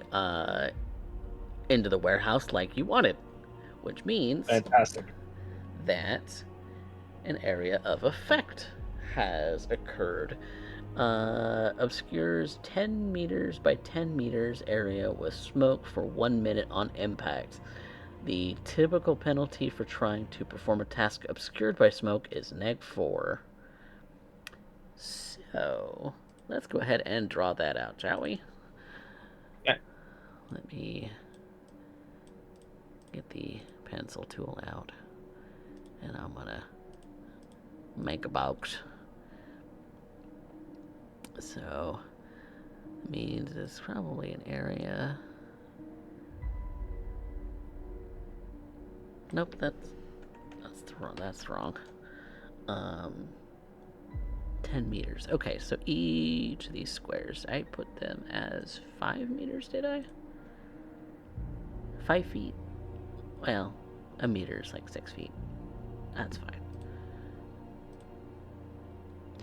So, we'll just say an area like this, I believe. Oh, let me actually put that on my token layer.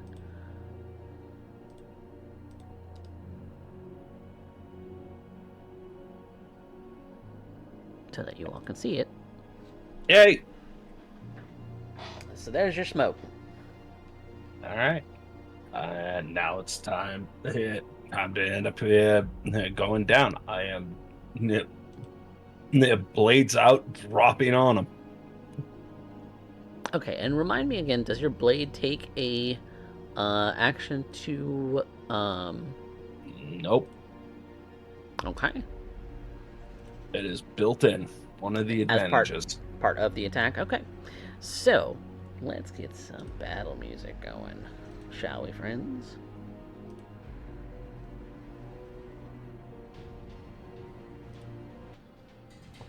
Alright. So you are, I believe you can control your token on the screen if Yeah. you so desire. So actually, with that being said, that being the first action of the round, and it being the first round, I'm actually going to have everyone roll initiative. Okay.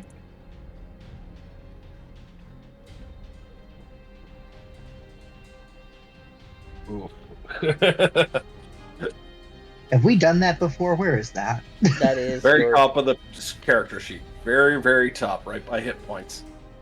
Oh, of course it is. Make sure to select your token first, otherwise it'll error. It doesn't matter if it Oh. errors or not. I don't care.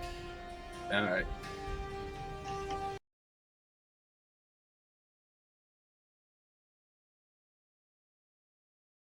No, there it is. Weird. Okay.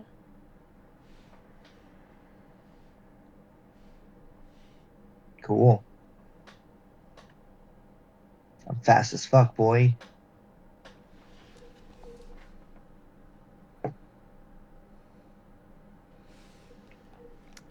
Okay. Where the hell did my music go? No, we're Two hearing it. 12 and a 13. Yeah, it's playing. It's Now not it's not playing playing. for. No, it's not playing for me. Now it is Now playing. it is. Okay. Oh, Because we hear it. Because my headphones went wonky and disconnected from my whole PC. That's rude. Of course they did. Yeah. Okay, so, where's our initiatives? So we have, Trix on a 12. We have Loup on a 13. Yeah. And then we have Orvan on an 11. And then Slideye's initiative.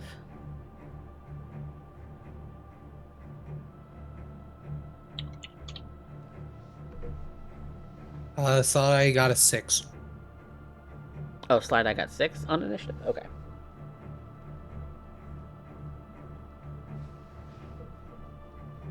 Okay. Give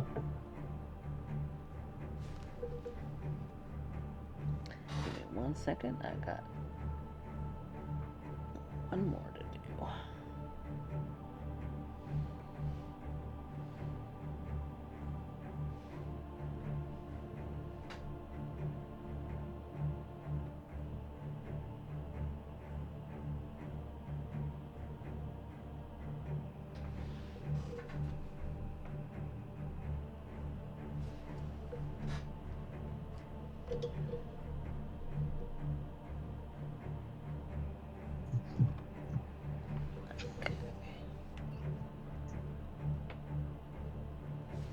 Okay. So, we are going to call this guy Goon 1. This guy right here on the outside of the warehouse. So, first up... Does he look like one of the goons we've seen so far? Yes. Yes, he does. Just checking. Just checking. Yep. Just checking. Just counting goons. So, with that being said, Lou, what you doing? Now that... Yeah, so if I've got 7 move, what are these blocks on as? They count as 1, so you can move seven squares. So it looks like I got enough to make it. Can I move diagonally as 1? Oh, yeah. 5, 6, 7. So it looks like I got enough to get around the van. That van doesn't exist, so you can go through it. That van doesn't exist. This I van can does go not through exist. it. That van, you said so. I remember now. 3, 4, 5, 6, 7. Well, I'm still not in range to attack the goon. Not for melee, anyway. Yeah, but that's what we're supposed to be doing. I say in the comms, keep it quiet, y'all. In, Lou dialect. Hmm. As one do. As one does. Yeah, I'm gonna pop over there, nice and tight to the warehouse wall. And I'm gonna go ahead and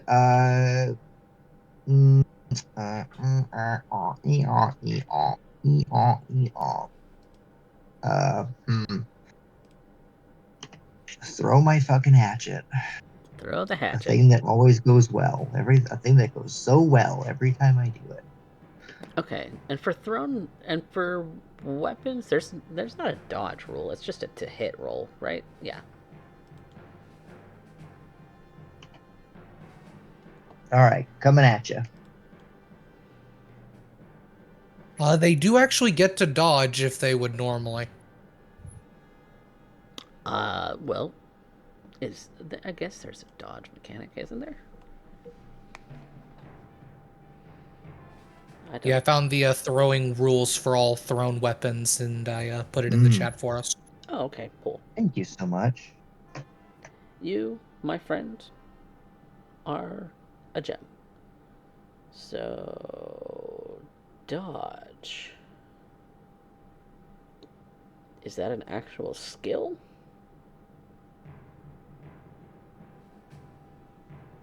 Yeah, wait, how do you dodge? Yeah, how Evasion, maybe. Evasion? Okay. Probably.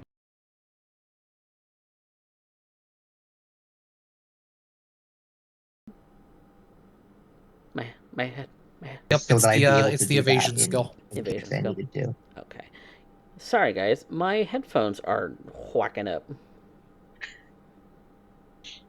But it Wouldn't does be a say game that if a it didn't. character with reflexes 8 or higher can use the skill to dodge ranged attacks. Wait, only 8 and above? Yes, that is what it says on page 83 under the evasion fighting skill. Oh, Cool. then that doesn't even matter. It's just a to hit. DV.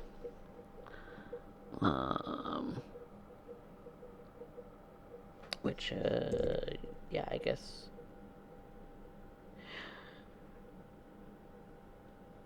Yeah, so with an 11, you're going to hit, but 2 damage is only going to.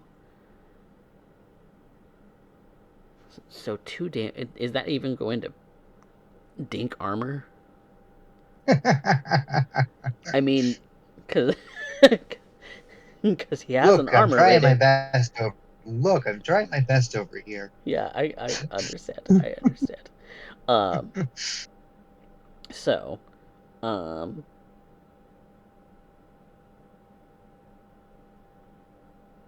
if they have they have a damage I guess it doesn't damage the armor if it doesn't go beyond the mitigation score, does it? So if I'm if I'm mitigating damage by 12 points, that's 0 damage, so 0 damage to the armor too. Sick. Whoops. I hit this guy. You dinked him in the head, and He's he's not bothered by it at all. I say, Alright. oops. Oops. What mosquito bit me? Mm-hmm. Sensubi! Cough. Oh, hang on. Alright, so, Lou, you have moved, and you have thrown a weapon. That is your turn, I believe. Mm-hmm.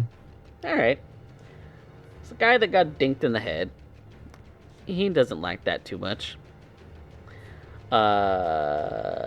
And you're far enough away that he can pink you with a gunshot. So he's going to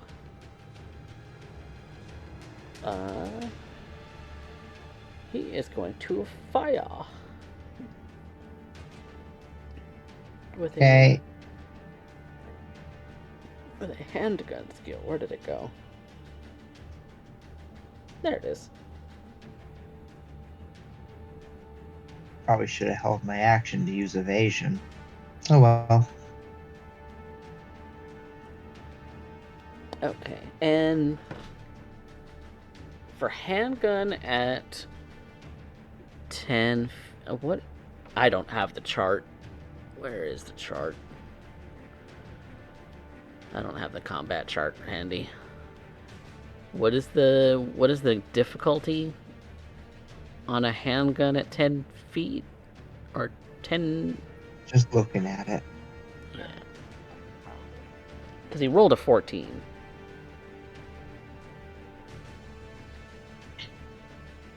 Hang on, I'm really close to it. Pistol, 7 to 12 yards is a 15. Oh, well, then he misses. Yay! And handgun is ready to fire 2, if I believe. Just a normal handgun? Yeah. If it's not a heavy Yeah. or a very heavy, if it's a regular, then if it's a regular heavy, then it can do 2. Okay. Yeah. And he'll fire again, which is a 16 to hit. Yeah, that one will hit. And then it's, I believe, 2d6 on just a pistol, right?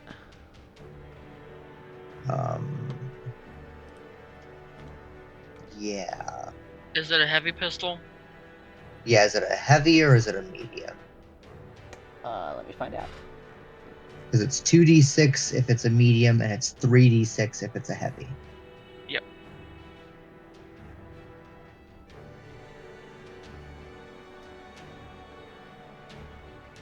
No, it's just a heavy pistol, so 3d6. Yes, indeed. That'll be 8 points of damage.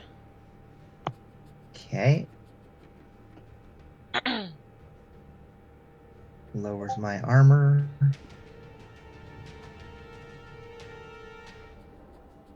Wait, your stopping power for your armor is less than 8? Higher than 8? Yeah, that means that it stops it, and you only take damage if it goes over the stopping power. Oh, okay. So the armor doesn't go down at all? No. Oh, okay. Yeah, Cool. it I thought your armor got damaged every time by 1. every time it goes over the stopping power, if I remember right. Oh, okay. Because stopping power We only did this reduces once before, so I don't reduces the remember. damage by that amount. Mm-hmm. Oh, okay. And then if it's Cool. reduced to 0, then I only got hit a couple of times, so I don't know. okay. We'll go with that. That seems easy. Okay. So that's his 2 shots. He is, however, going to, now that he knows that things are heating up, he is going to move into the warehouse.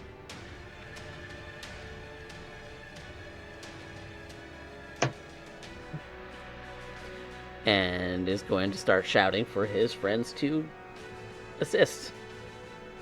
Brings us to Trix. Let's see here. What is... Move is 7. So I'm going to move a little bit closer to against the wall. So 1, 2, 3, 4, 5, 6. Right about here. And start getting back into their system. Okay. So let me pull up my network. So you are getting back into their architecture. Yep. So you're doing your 3 net actions for this turn? Yep. Okay. Go ahead and make an interface roll, DV6. Ooh, that's a nice one. Oh! Crit. Okay, so you got into there at the surface, at the level 1. And level 2 is a DV8 password hack. And this is where I'm activating armor as a net action. At least I think that's part You of the net can action. change floor as a net action, and you can activate armor as a net action. So that'll be your 3. Yep, there we go. I'll just activate it and then wait until next turn to hack into floor 2. Okay, so you're not going to do floor 2 just yet? Not yet. Okay. Cool beans. Because like at this moment I was contacted to go try to hack the Sokka network. Mm-hmm. I had just gotten into floor 2, hadn't seen what was beyond that door. Oh, yeah. Yeah. So, precautions. Caution. Precautions. Exactly.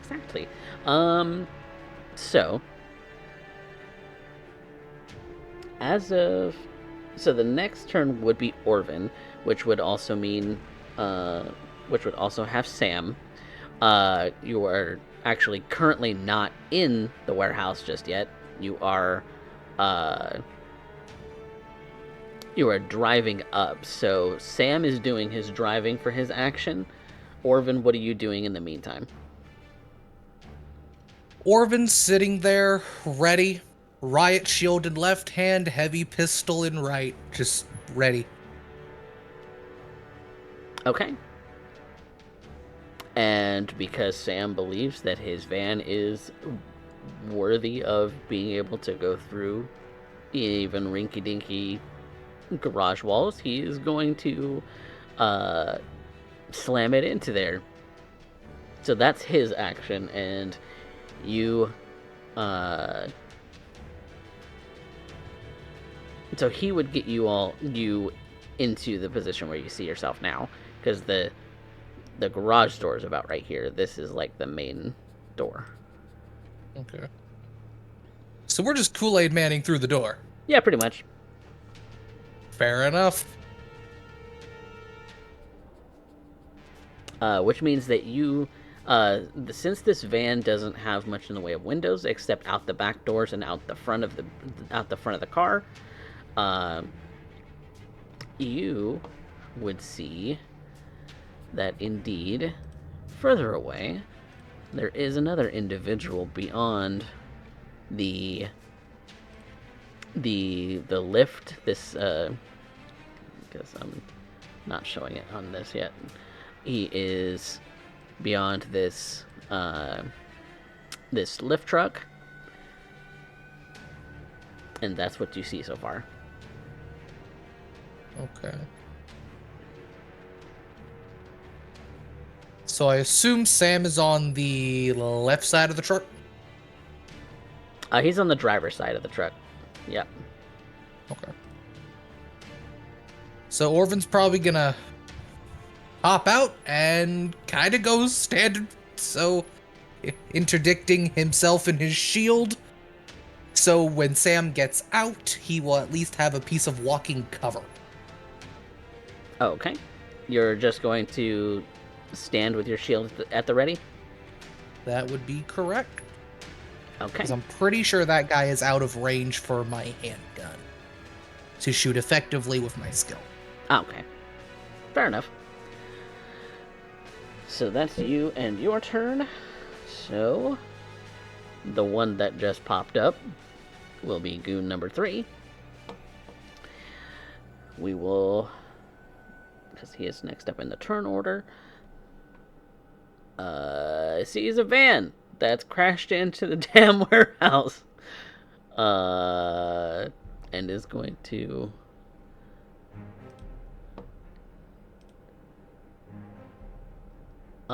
he's actually going to get behind a bit of cover and then start to fire. Maybe not effectively, but maybe try and get some cover going. Oh, and you said you exited the truck, right? You can control your token. So how far are you getting out?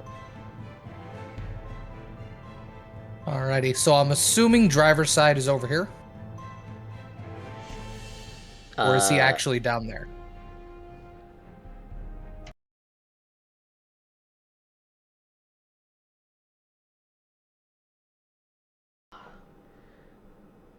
My So I'm trying to gauge where Sam is. Yeah, my headphones are acting up. Sorry, guys. My He whole... should be on the left side, on the right side of us, because the van should be facing outward. Yeah. Orvan. This end is the driving end, backed up into the thing. So yeah, he So would he should be be. on this side of it. Okay, so he's on that side. Yeah. So that means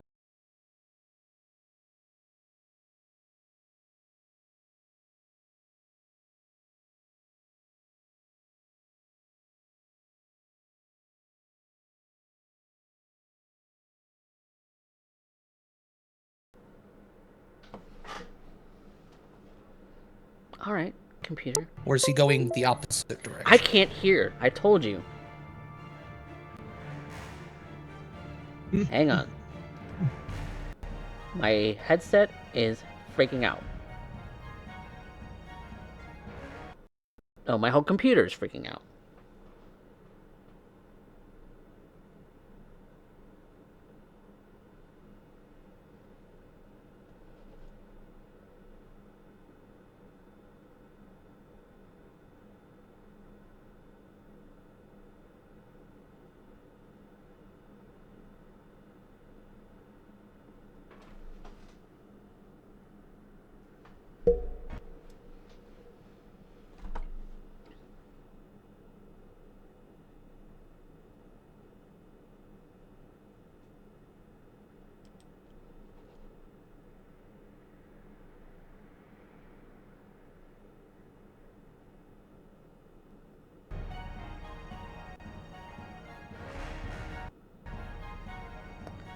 Oh my god.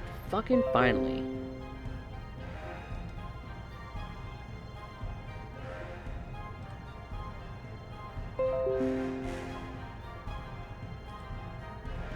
Be inside at that point. But Yeah. I have heard nothing that you all have said for the last 3 minutes. Damn. Ooh, You're fine. We've been Just waiting doing his best. patiently for you. yeah. That's fuck my computer. Oh,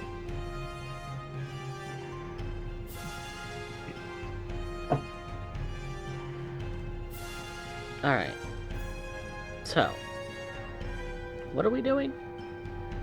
All right, Oh. so go ahead. Sam is. We figured out where Sam is. Is Yeah. he moving left, where I put the arrow, or will he be moving right? He is not moving currently. He has driven the car. Yes, but I'm trying to figure out, based on the plan, where is he supposed to be moving, so I know where to move to cover him.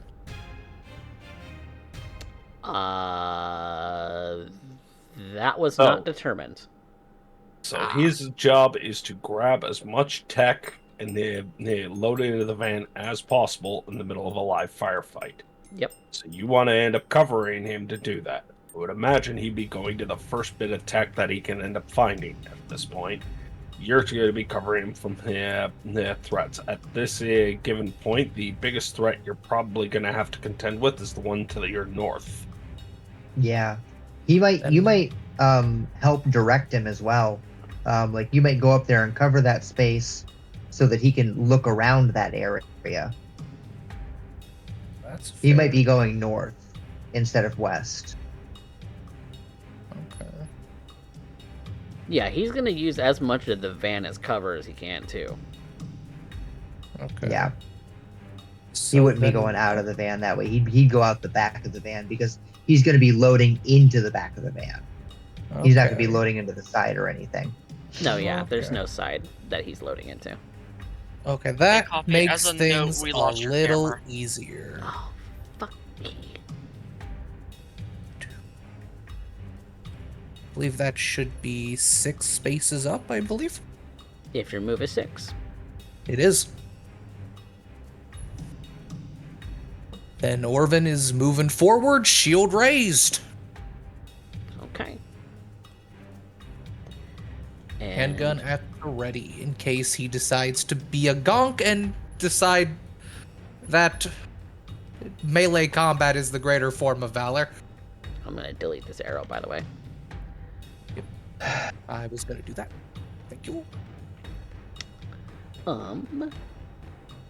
Okay, so that's Orvan's turn.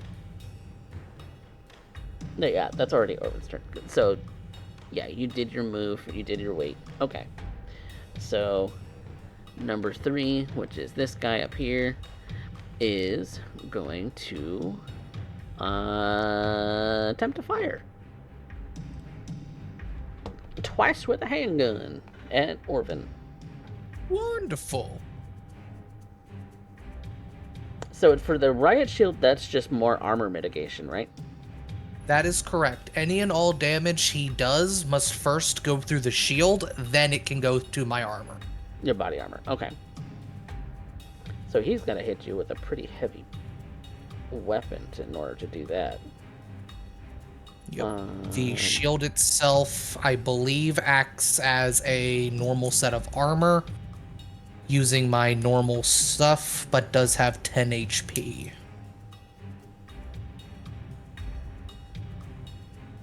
Okay, yeah, and he has a standard heavy pistol, so...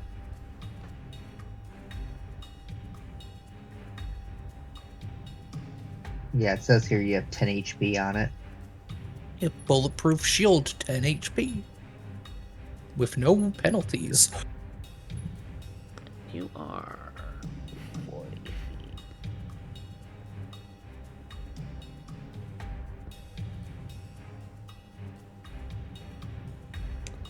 So that would be the 26 to 50 range, so... Fuck. He's gonna hit a 25 or higher in order to be able to make that shot. Brutal. Alright, well... No, I think he's actually just going to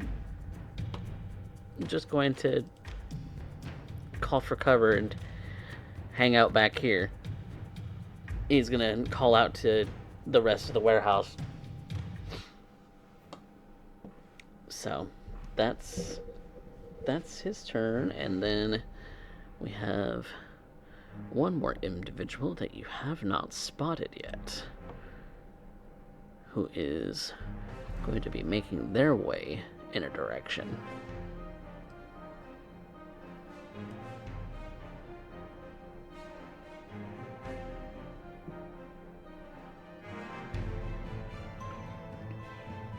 And so, for the most part, the stacks are going to be solid cover. There's really only, like, small little, like, divots where there's actual space, but there's not enough to actually, like, see or make a very accurate shot through. I mean, they could try and intimidate you with it, but that's the best that they could possibly do. Not really an accurate shot. Which brings us to Slideye next. Alright. I'm dropping down. Okay. Going here through the doors, and I'm going to engage in close combat with the one that says, tried to retreat through after getting beamed in the head, partial concussion, now seeing nothing but smoke. If I'm really lucky, he smells burnt toast. Well, you're going to be going into smoke, and so you're going to be at a -4 penalty at your melee. That's alright. If you want, you can move your token. Okay.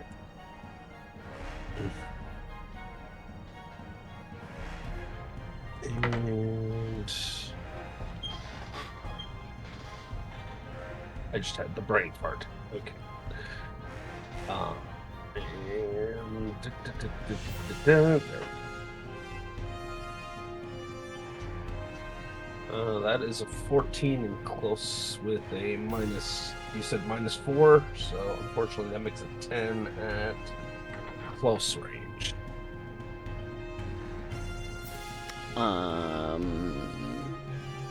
Which would...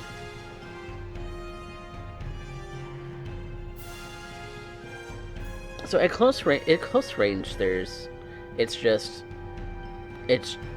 not a to hit table, is there?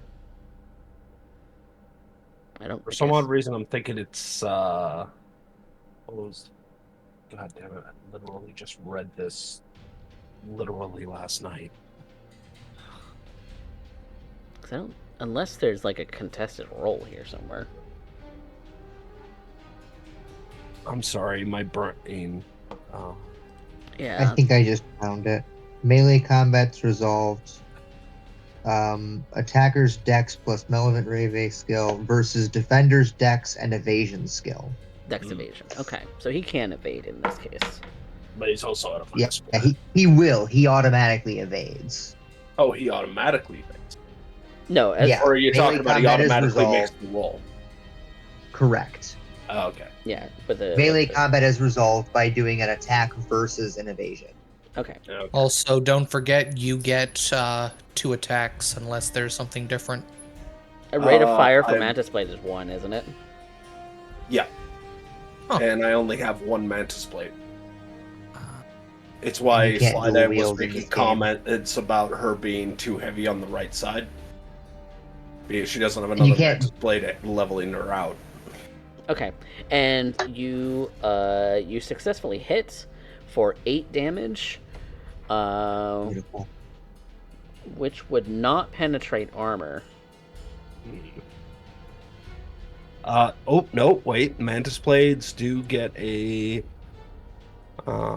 They do have a ruling. I have it. Oh, never mind. Apparently, I did not save my notes, so I will. We'll just end up running with it. I believe Mantis Blades get a +1 to hit. And they're They hit do by because default. they're high quality. Yeah. Okay. And +1 to So you can damage put- as well, right? So that would be a mod that you can add to your which would be in your Mantis Blade skill since you have it as a unique skill. Fair.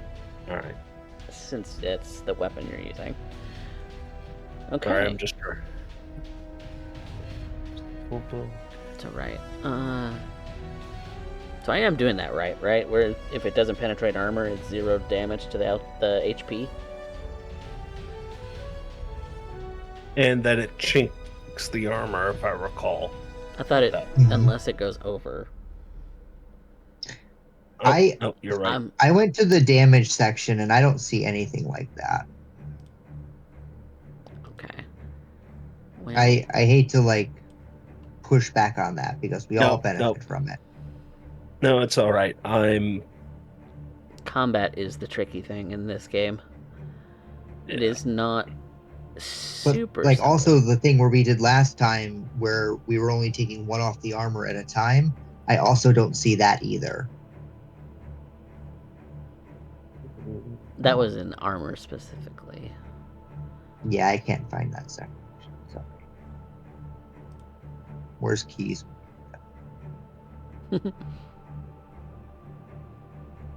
Don't you worry, I am currently looking at the moment. We appreciate you.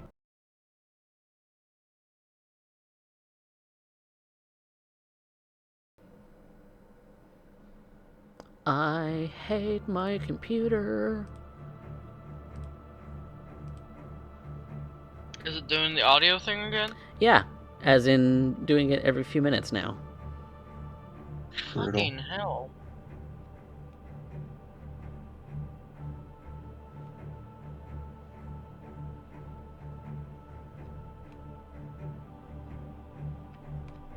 Okay, well. Think I found it. Think I found it. Do. If you ended up taking any damage, your armor on that location is abated, reducing it by 1 point until it is repaired. But it doesn't say that we take that if the armor stops it, so... Yeah, Okay. that's what I. Okay, cool. That's So- what I was reading. Okay, so yeah, armor is bladed. So this guy got hit on 1. And which means the tomahawk does the damage too, please. Yeah, which means that you get that one too. And I did my damage as well. Well, at least armor So for melee, doesn't it goes lose its through. health. It's not blocked by armor. Your attacker rolls the damage. Subtract your armor's SP in that location. Yeah. So armor gets ablated, yes, but does the Yeah, it just says. Hmm? It seems that you only lose armor health if you take the damage. Okay, so there was no damage done, so they're fine.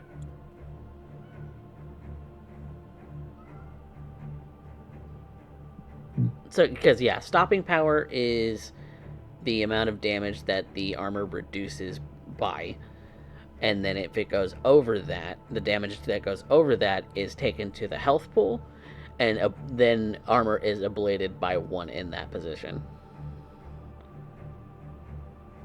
Yep, Oh, sounds you're about right. right. If Yeah. you ended up taking any damage, your armor on Yeah. that location is ablated. You're right. So it does work that way.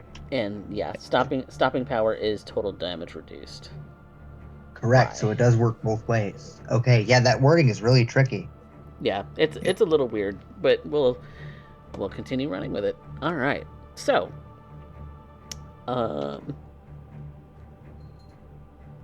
Okay, so armor's back up.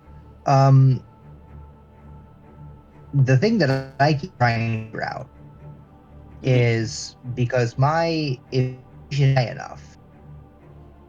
If you roll evasion automatically on a melee attack, mhm.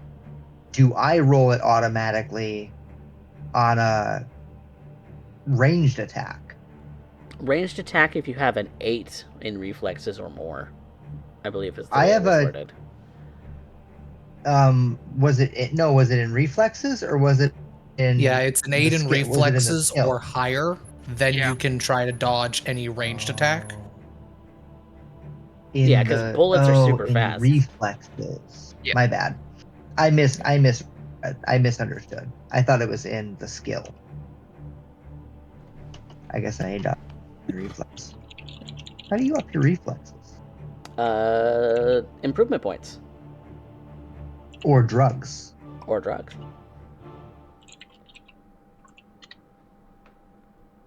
I'm gonna do drugs. You gotta do drugs. Okay, let's see.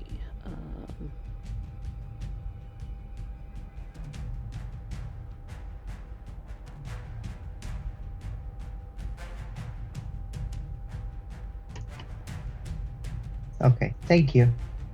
No problem.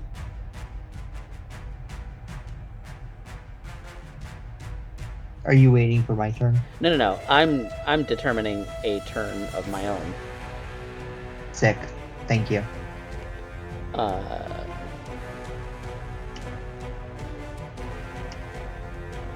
Okay.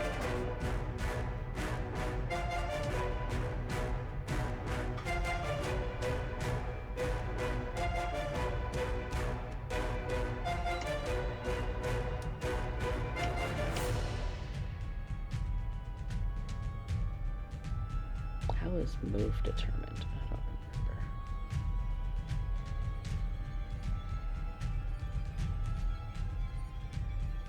remember. Okay, well, that's fine.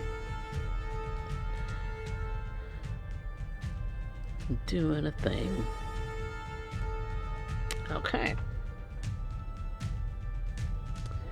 So that is the end of turn 1. Turn 2 is... I believe we're supposed to roll an initiative every turn, if I remember. Ooh.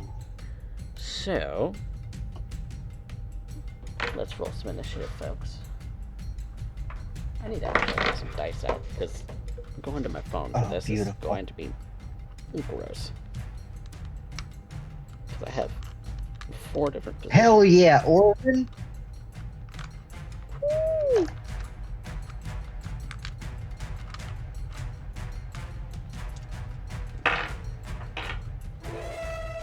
You're gonna run that dude down.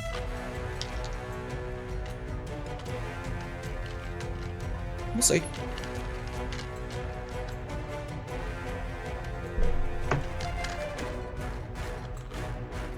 Sorry, I'm getting dice out Oh, because I have characters on the battlefield.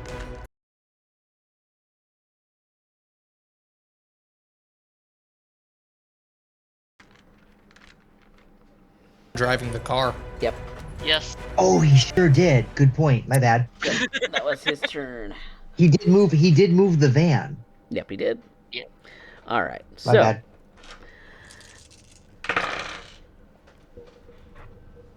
so Orvan is on a 20 now. Yes.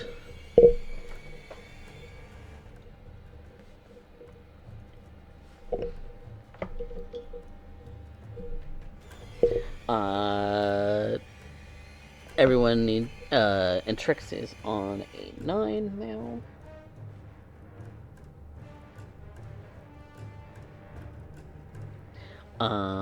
Loup is on a 15. Okay, it doesn't really change. And Slideye's new initiative.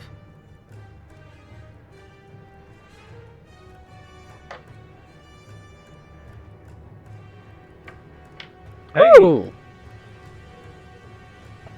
Very nice. Okay.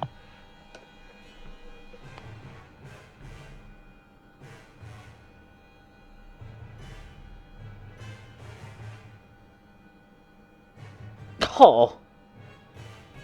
God, how did that character get so fucking borked?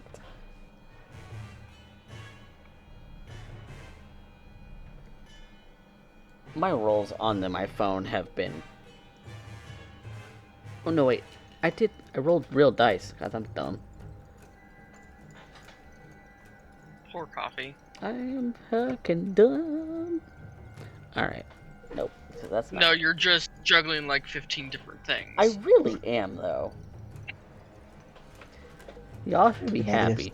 I We love you. love you too. You're doing a great job, sweet. I try. Alright, so... And the rest are just 4. So this is fine.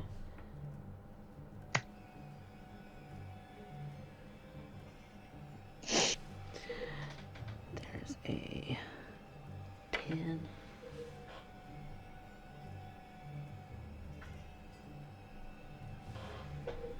And an 11.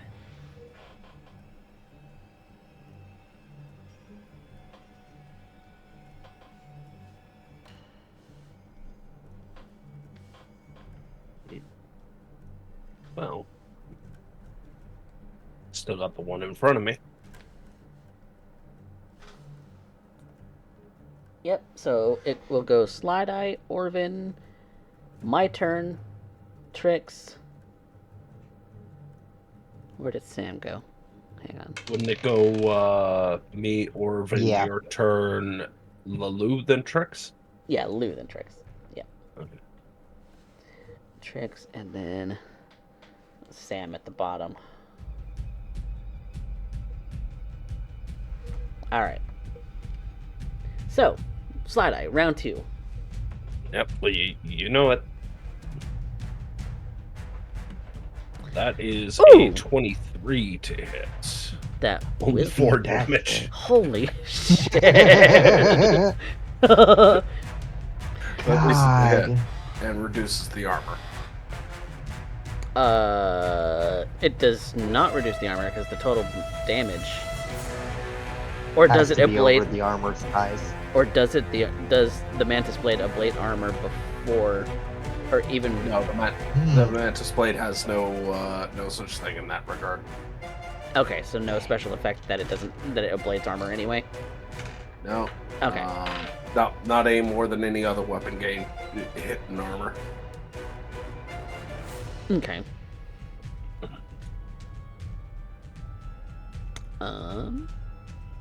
And he would have an evade, but that's gonna be at having the stopping power of his armor is going to make it chink off anyway.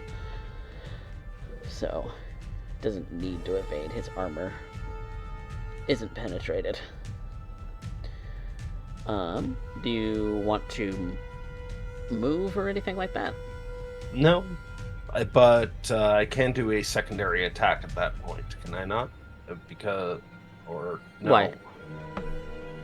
I'm sorry, I'm getting confused because of about the action economy. Because for some odd reason, I'm remembering you can make up to 2 attacks if you don't move. I don't know No. why I'm thinking that. No, So it's a if nothing move else, move and an action, and an action can have up to your rate of fire number of attacks. and rate of fire for this weapon is 2. Is it? I thought it was Beautiful. 1. I'm double It is. checking to I see. looked it up. I'm double I've already checking looked if up that it too. is because if they're in pairs or not. That's the thing I'm trying to find, but I don't see anything of them having to be used in pairs. Pairs only gives you the option of climbing up walls without issue. Mhm. Yeah.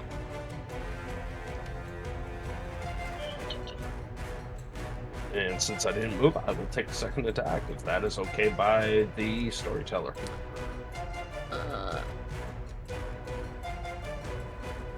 I will. We didn't do it last turn, so. Okay, I presume that was because I moved No. last turn. That's not how that works. You get a move and you get an action. Your action can have up to your rate of fire number of attacks. Then I will pass my turn if we're going to call it that way. Okay. In the meantime, we can look it up. Next up is Orvan. Alrighty. Orvan's not going to move. I'm in a pretty good position for doing I'm covering the squishy guy. Okay. But I will be holding my action. That is not anything you can do in this game. Yes, I can. Can you? Hold action on page 127. Ha ha ha ha! In combat, a character can use this action to hold off on a specific action until a designated number in the initiative or a specified event occurs. Okay, so what are you holding and when are you doing it? I am going to hold an attack in the event that a goon decides to get closer. Okay, so if someone gets closer to you, you will attack them? I may do that. I do get the option to ignore the action if I so desire, but I have to choose during that time if I go through or ignore. So You have to like abandon it. Yes. So you can abandon do get it, the but you choice can't do to- something else. Correct. Okay. So that's how that works. Okay. So Yep. you are holding an attack action for if a goon gets closer to you. Correct.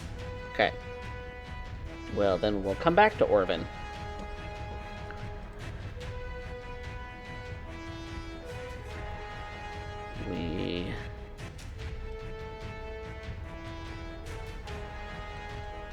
You hear a sort of...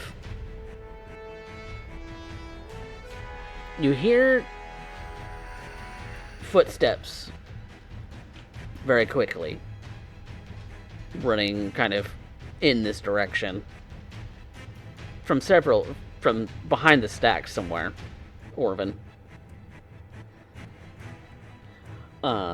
Lou.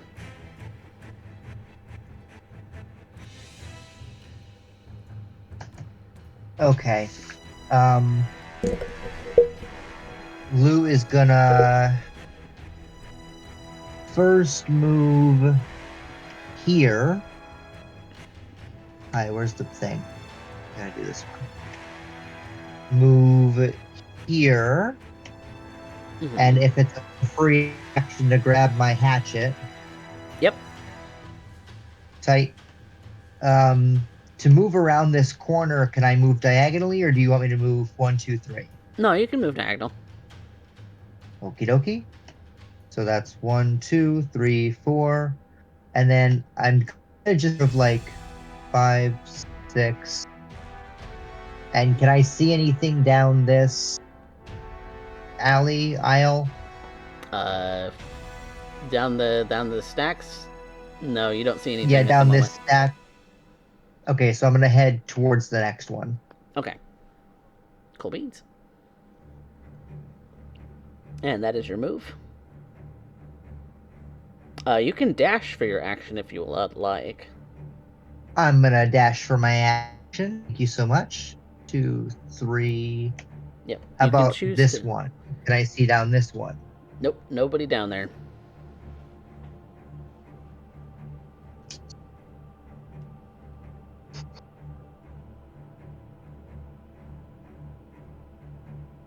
Uh,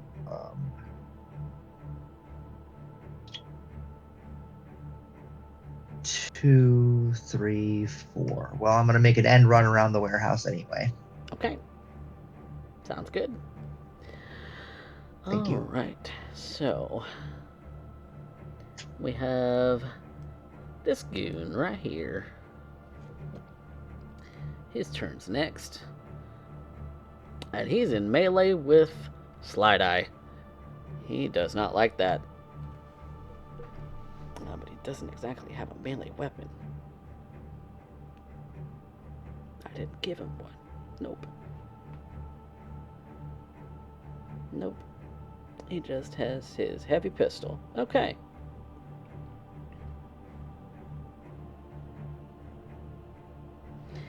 So let's make an attack roll.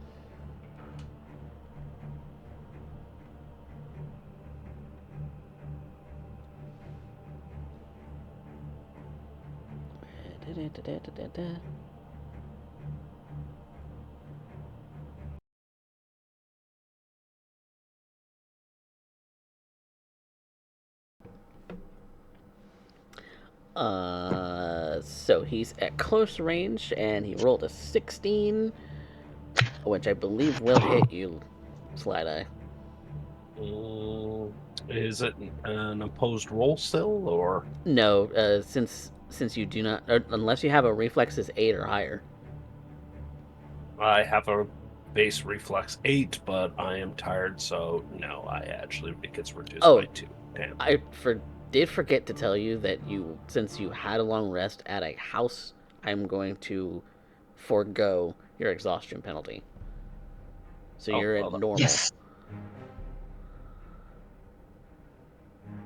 I should have stated that at the start of the game. My bad. No, it's okay. I didn't want to beg. Also, with a 16, the goon does hit. So yeah. But yes, then I do have a reflex of 8. Okay, then you can roll an evasion. Skills, evasion. I believe it's under bodies as well. Not under bodies. It's in terms of athletics, awareness, performance. Evasion? It's under fighting. It's under fighting, yeah. Oh, okay. Okay. 22. Ooh, yeah. So you avoid his first shot. All right. Second shot.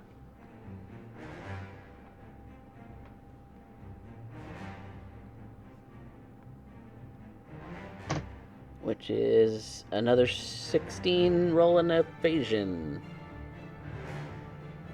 16. You would have to get one higher than him to win. Alright, so I'm getting shot. Yep. So What's that the is damage? 3d6.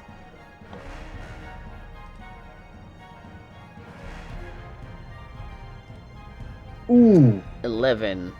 that ties. That ties with the armor, though. Let's see.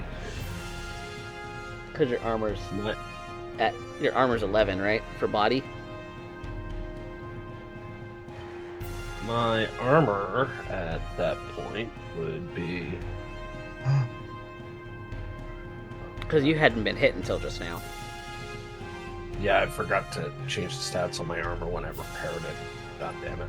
Yeah, the for that armor, base is 11. Light armor, yeah, jacket body armor is 11. So. Yeah. Okay. So Yeah, would that's we no be damage. ruling that as no damage, thus no armor loss, or do we rule that as armor Gotta loss? beat. No, you gotta beat it. You can't tie. Yeah. Tie, the armor does exactly what it is. It's not until you're actually hit that do you have armor Yep. loss. The armor loss represents the Yeah. actual hole that happened in the armor. Correct. You Yep. gotta defeat it. Okay. Yep. I just wanted to check. 0 damage, no ablation. Ooh. Ooh. Okay, so that's his 2 fires. The next is the one in front of Orvan. Or nearby to in front of Orvan.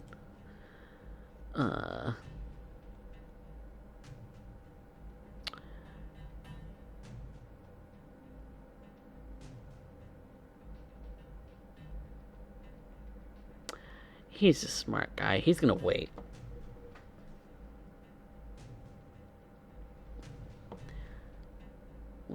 And the third one is going to move and is going to try and fire at Slideye, but it's at a neg 4, so.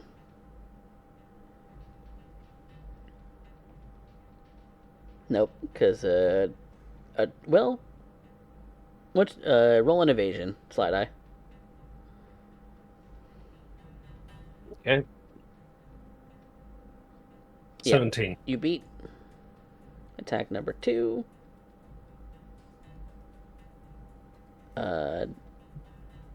Roll evasion again.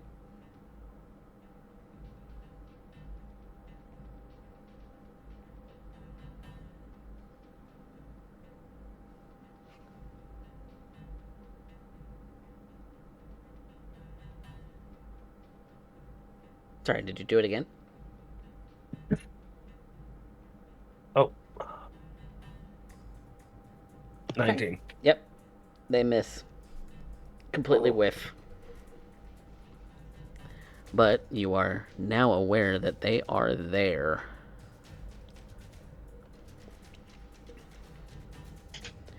Trix. Getting through that second door. Alright. You would enter the So- door and you would see the smoke that's there. Oh, I'm talking about the network door. Oh, the second level on the Yep, second level. network. Okay. Hang on. Let me get back to my network here. It was this one, yes. Okay. Second floor is a... Nope, that's the wrong one, I think. Nope, that was right. Never mind. I have 2 network structures in here. Interface, deviate. Ooh, that's a crit. Very nice, very nice. You get through that password door very, very nicely. She got through it once. Why not do it again? And she will go through and see what there is to fiddle around with on this floor. There is a program on this floor. And it's a nasty one, too. 'Cause it essentially grabs you.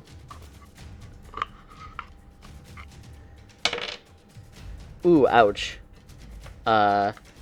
Your move is reduced by 1d6 for the next hour, and I rolled a 6. You can't move. Wow.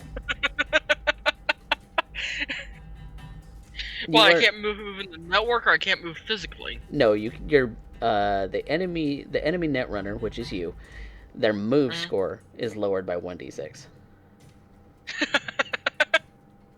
And since it is anti-personnel and it's not attacking your armor program, It just hit. It just hits, yeah, until you can de-res the program, or for an hour. Yeah. Yep. Okay. You can't physically move. I am activating sword then, Okay. So and so that was your That was the second. your net actions. Mm.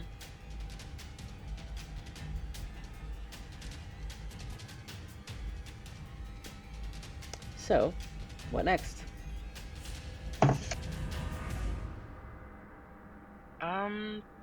I believe I can still swing at it this turn, right? The program that's got me. Because you hacked the password, and yeah, and then the Black Ice attacked you for it. So yeah, you can take an attack net action with your sword program. Yeah, that's what I'm doing. Okay. And what is sword's attack? It is 1. And it is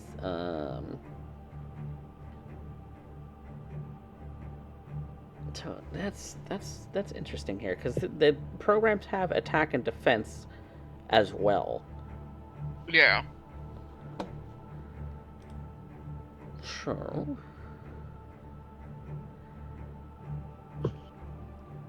I don't know if I'm supposed to roll that. Hang on. Hold, please. Net running is a tricky business. Net combat. Okay. When it comes to violence in the net, your interface plus program attack plus 1d10, or Black Ice attack plus 1d10. Versus target's interface plus 1d10 or program defense / Black Ice defense plus 1d10. Okay. So the attack rate, so an attack rate of 2, for instance, is a modifier of 2. Yeah. Plus d10. Okay. So that means I add in a 1 for the bonus.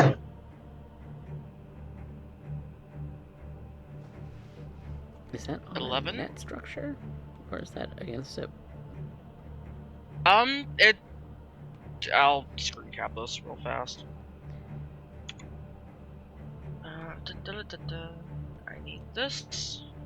Otherwise it is on page 201. Yeah, I'm just trying to... So...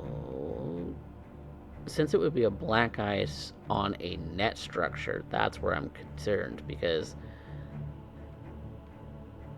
it wouldn't have a target's interface role part of that. Like the interface modifier. Yeah, the way it's phrased, it sounds like it's either a target or the program is the target.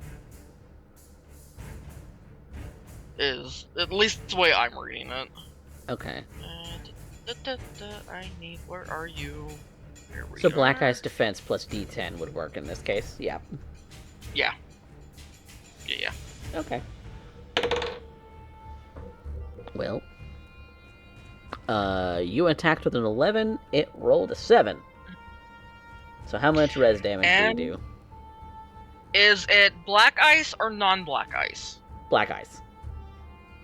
Okay, it's gonna be taking 3d6. Okay. Roll it.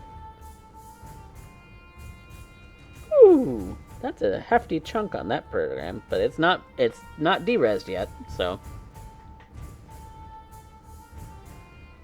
Okay, I swing, I hit. Okay, so that was your. And I believe that. Yep. That was your hack and your three. attack, and activating sword Yep, was and your activating third. sword. Yeah. Yep. Okay. So that's all of Trix's turn. It's Sam's turn. He's going to get out the way. He's going to get out of the van and start collecting things. That is going to be his action for the turn. So let's roll on to round 3. So since 60 seconds. No, wait. It's Isn't it 3 seconds a round? 3 seconds per round. Yeah, so 20 rounds is when that smoke is going to disappear. Okay. So let's roll some initiative again.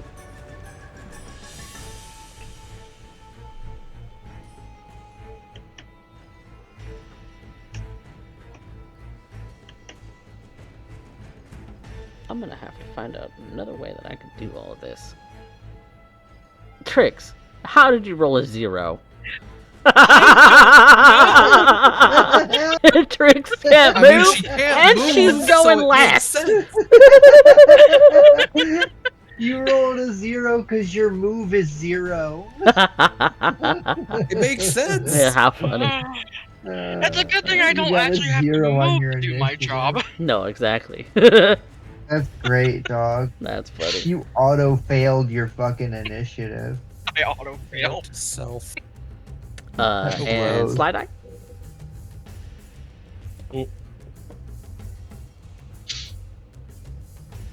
I've got a screenshot of that. Okay, so you're That's basically just all kind of perfect. rolling in the same.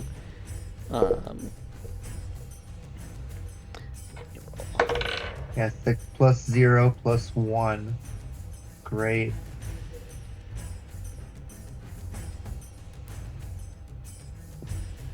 So yeah, you got a critical failure Okay. on top of your 0. So good, dude.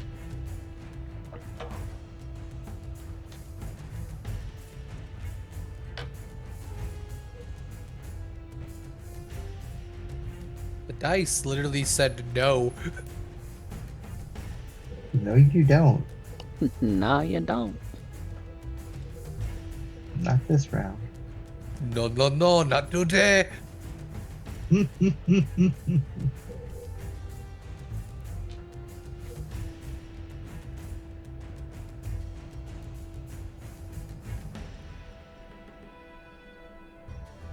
Okay.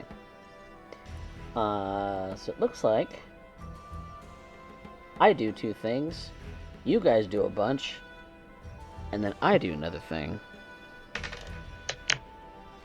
And Sam is still on the end.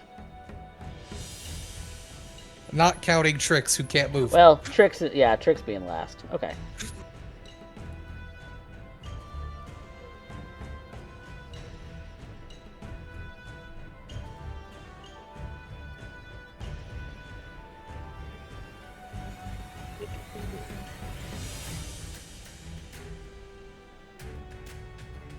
You gotta work first. Okay. So,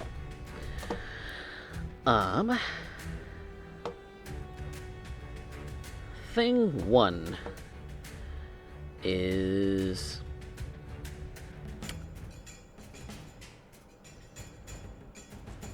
Orvan. You see a guy kind of just appear almost instantly out of nowhere right in front of you. Hi there, buddy. And I believe he has something that he can do.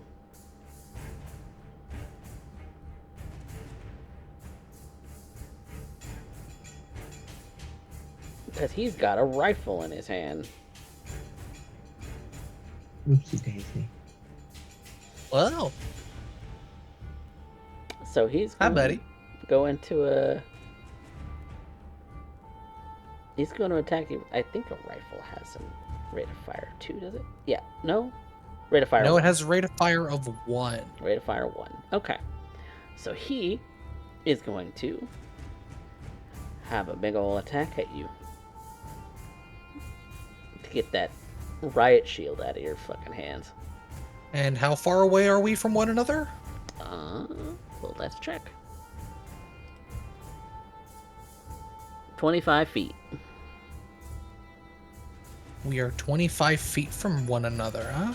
Yep. And that is going to be a 20 to hit. I believe that makes the DV, doesn't it? That would be a 15. 20 is a shotgun. Wait, so he needs 15? Yes. And I rolled a 20.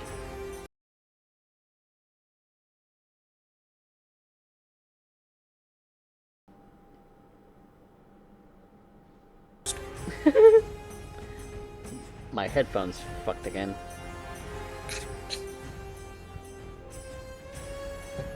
Okay. And so that's 5d6 on the damage. 12. Does that penetrate your shield? Yes, it does. So your shield Now is the ablated damage by doesn't 1. carry over. No, his shield is ablated by 1, though. Wunderbar. And he's looking mighty like he's having way too much fun out of this. So thunk. Then we had number 2, which this is this guy who's in front of Slideye to come up next. For his action, he is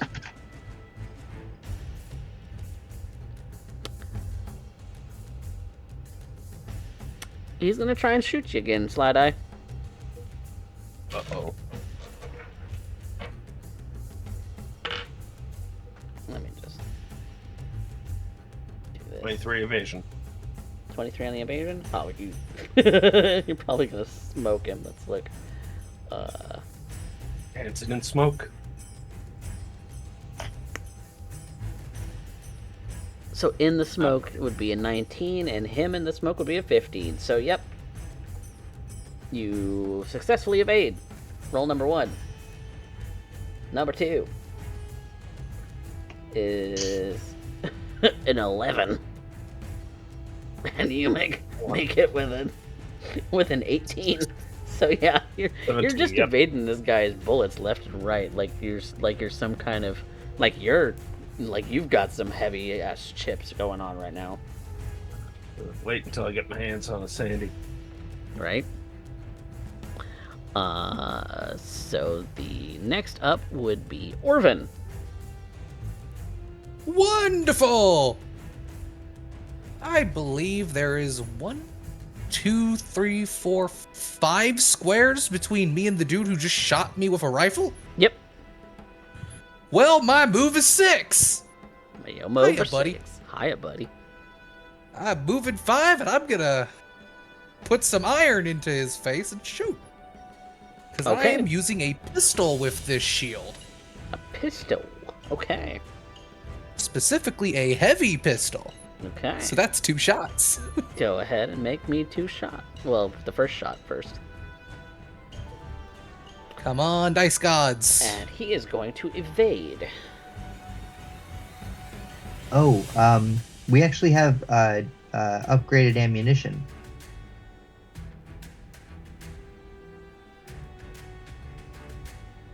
Wait, who took what from the upgrades? I don't remember what that was.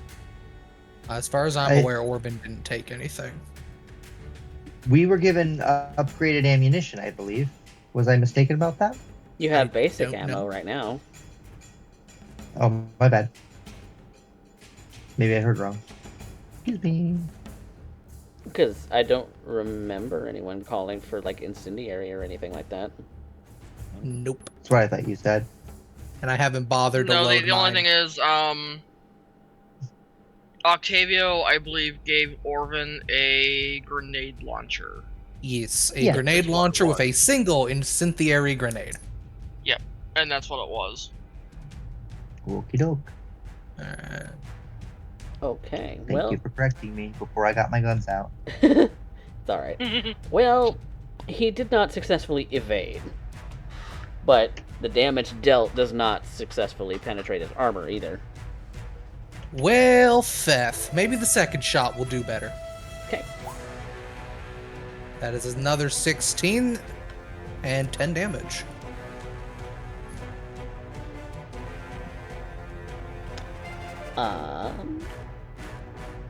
And he also gets a 16. So I So I believe think- that goes through. No, you would have to beat his by 1. Oh, so is it the defender that gets the Defender wins ties. Okay. Because you would have to beat it.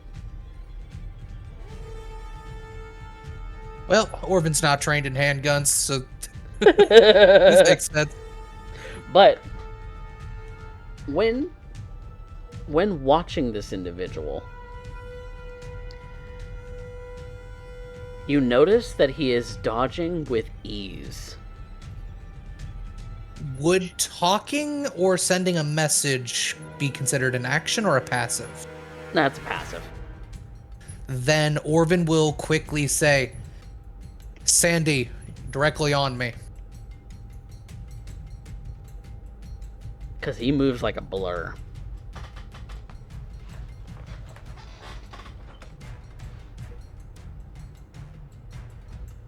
And he just kind of giggles at you. So you know what you're looking at then. Yeah. And I assume we're all on comms, yes? That's been the establishment. Alright, so then the team definitely hears that.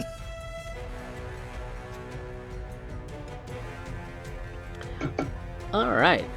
Next would be Slideye. All right. Well, then I am going to end up making my 2 attacks because we did our digging and it's rate of fire 2. Alright. Rate of fire 2. This guy does not have very high evasion.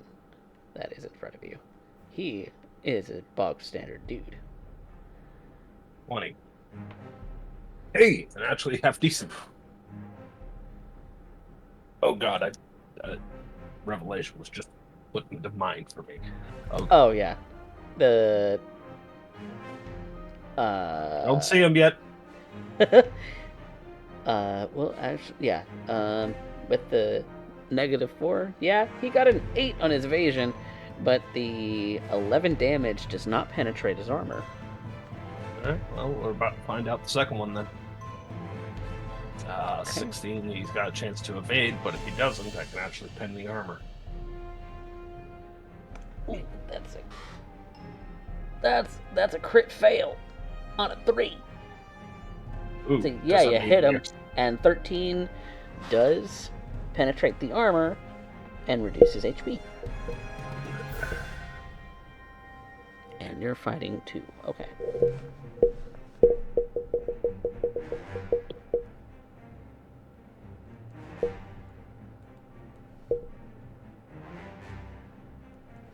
Okay.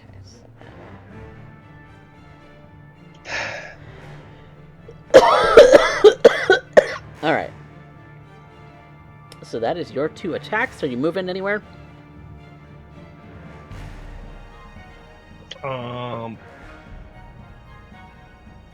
Yeah, I think I'm going to start pulling towards the Sandy. Because I know where the truck was going in, so I have an estimate on it. Yep, you have an idea. So, despite the smoke, I have a general idea where to go. Yep. My move is 7, so that's 7 squares. Yep. 1, 2, 3, 4. Angles count the same as D&D. Yeah. 5, 6. That's No, it counts as 1. Okay. And I can get up to there. And that gets me out of line of sight. Yep. And forces anybody to get in close. And also helps me cover the boy. And when I end up seeing it going, it's like... And I see Orvan up there, or tangling with a fucking blur. And you recognize that blur, Slideye. That's Jube Jube.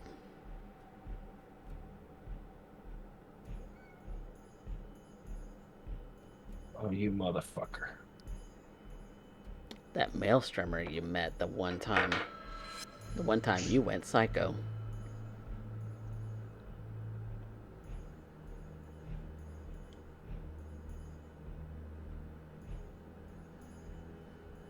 Orvan, trade you.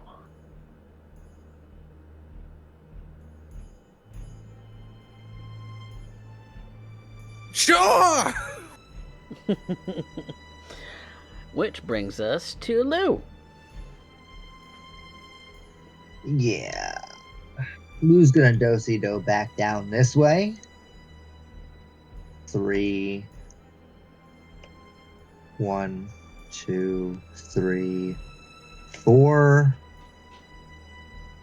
She sees the shape of this dude in the thing. She's gonna shoot at him. Okay. It'll be at a -4 since you're shooting into the smoke. That's fine.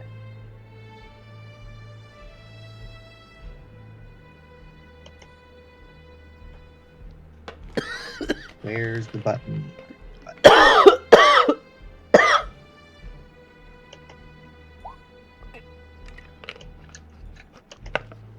Okay. Low.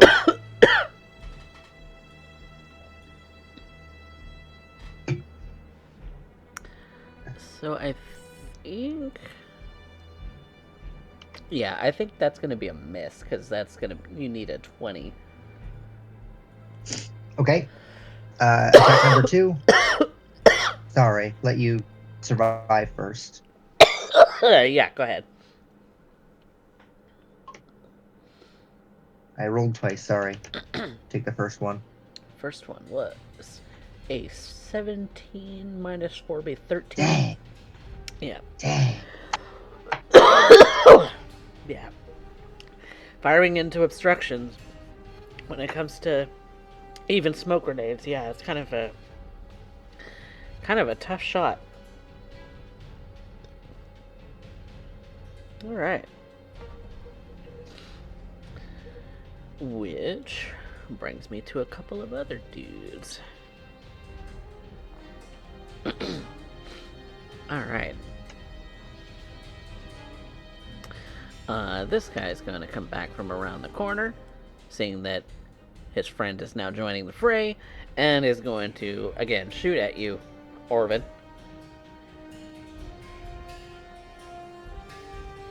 Is this the right one? Yeah, it's the right one.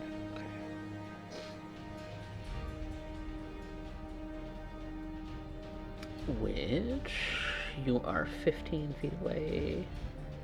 A 14's not gonna hit. And second one's even less, so yeah, he just whiffs on you.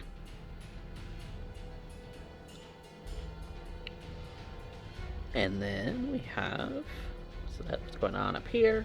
So we have this going on down here, where this individual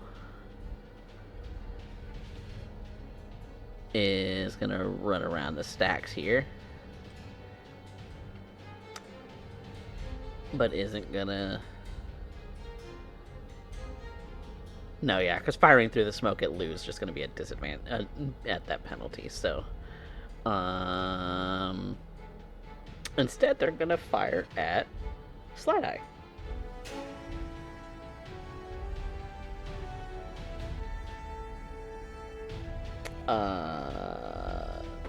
Which Slideye, you are 10 feet away, so that's gonna be 15 needed, so 17 is going to hit unless you can evade.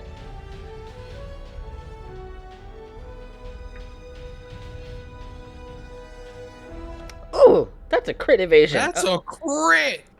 Hey, Derek, I think we found your system. Second try. That's even less. Okay. They don't hit. You're muted, Derek. Don't chase it. Alright. Well then. That's that.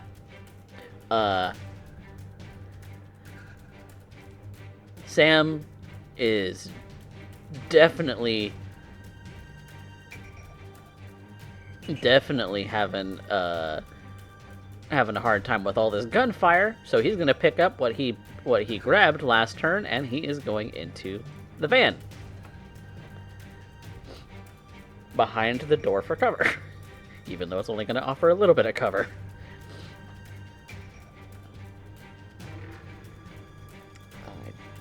Did I give him a weapon? I don't know that I did.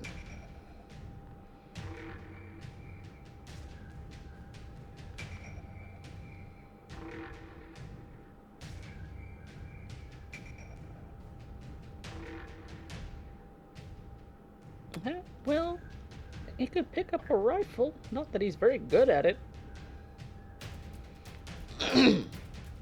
And in fact, he's gonna. Well, actually, he picked up things and moved them into the vehicle. That's gonna be his action. He can't actually use his rifle this turn. He has his hands full. Okay. So, it is starting to get late. I know that we're in the midst of a combat. But the nice thing about Roll20 is it does say where we're at. So, since I do have to work in the morning, I hate to call it quits in the midst of a combat, but I do need to get to bed soon. Yeah. So, we will start next time with round 4 of this combat, and we'll start initiative from there. Sound good? That works. It had to But be you PG. still have me. At the I had end of the round 0 three. initiative. Oh, yeah. I'm sitting here with a Jeopardy theme going through my Oh, yeah. head. Trix, you do have an action. You do have your net actions if you wanted to take them at the end of this, at the very end of this turn, since you had the 0. Yeah. Your last. Yeah. Yeah. So, what actions are you taking? Definitely swinging at that program again. Definitely swing. I at the- need it off me. Okay. Well, it still maintains for an hour, even if you de-res the program. Yeah, but just to get rid of it, it'd be nice. Okay. So. 9.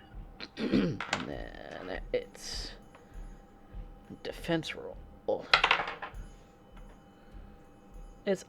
Is also a 9, so you don't beat it for that Okay. particular action. Second swing. Luck, luck, luck, luck, luck.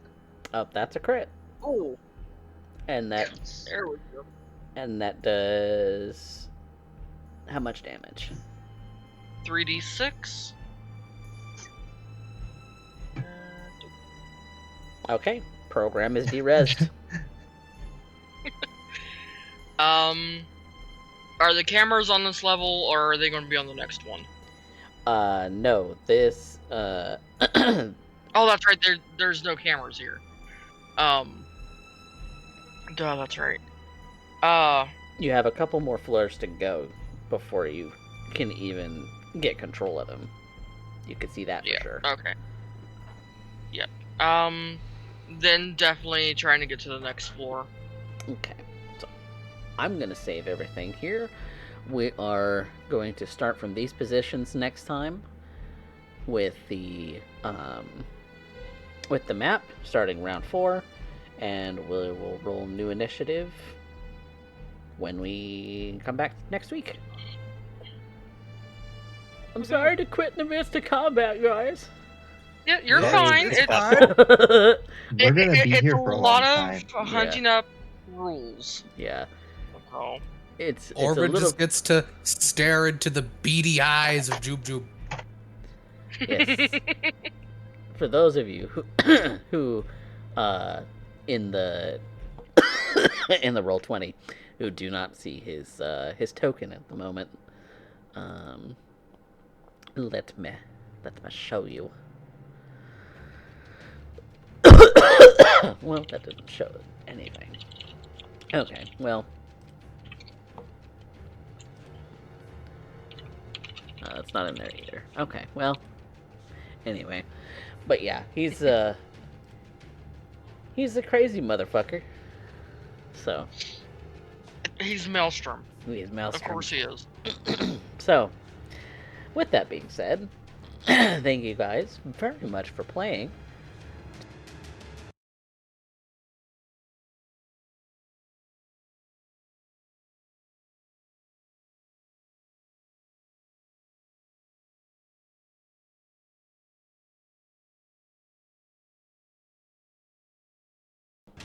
Coffee. Nope, my headphone blurped again. We lost your camera at least. Fuck me. Well, I hate everything. Everything hates me. Yeah. Well, at least it's the end of the session, and we're calling it quits for now. In the meantime, though, if you guys wanted, we could do the improvement points for the player player participation.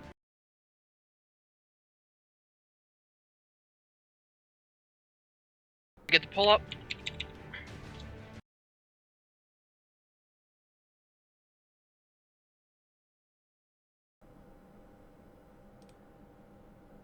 Everything is fucking broken. I hate my computer. Everything is fucking. I'm mad. I'm mad. Joe. I'm sorry, Coffee. It's not your fault. You have nothing to apologize for. It's my computer being stupid for stupid reasons. I am working on getting the pull up. Okay. Well, everybody gets theirs for showing up today. Oh. I clicked the wrong buttons on roll 22 because I'm having a night, y'all. Poor Coffee. I'm I'd give you a hug, but I'm out. You're all out. That's fine. Alright, because it's going to be 5 for showing up, right? And then 5 for each of the roleplay prompts. So, go ahead and add those to your improvement points. And so, with that, who moved the plot for today's session? I usually Slideye. don't vote myself, but I'm gonna say myself on that one. Slideye. Slideye came up with the plan. If Slideye came up with the plan, then I will vote Slideye. Clean sweep. Sorry, I'm that guy today. Hey, nothing wrong Go with being for it. that guy today. Alright. Then, who had our best scene or best interaction from the fight? Whichever you decide it is. I'm going to throw mine in there. One for the crit fail on the initiative. But also, just that program going, yeah, you're not going to move now. Mm-hmm. I want to Fighting put back against Orvan that. into the ring because that smoke grenade has been pulling work. Well, you gave it to Slideye, but Slideye binked it off the guy's head. Mm-hmm. But Slideye would have been able to bake it if I had to give it to him.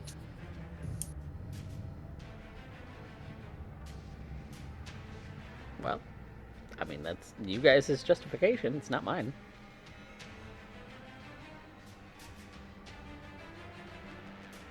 So we got one for Orvan. We got one for Slideye. No, one for Orvan We got for the one best for scene. Trix. We Okay. got one for Yeah. Orvan. One for Trix, one for Orvan. I'm gonna say for Slideye for the same reason that Orvan said, because of what Coffee said. Oh, well, don't be influenced by me. Yeah, but you're right. I'm not supposed to have any 2 cents in the matter. Well, you added your 2 cents, so That leaves it all up to Derek. Force of habit. I'm probably end up saying I'd be giving it to. I'd probably be giving it to Trix. Alright, that's 2 for Trix. Thank you. Oops. Alright. That's what I get for not paying attention to where I'm putting things. Best line.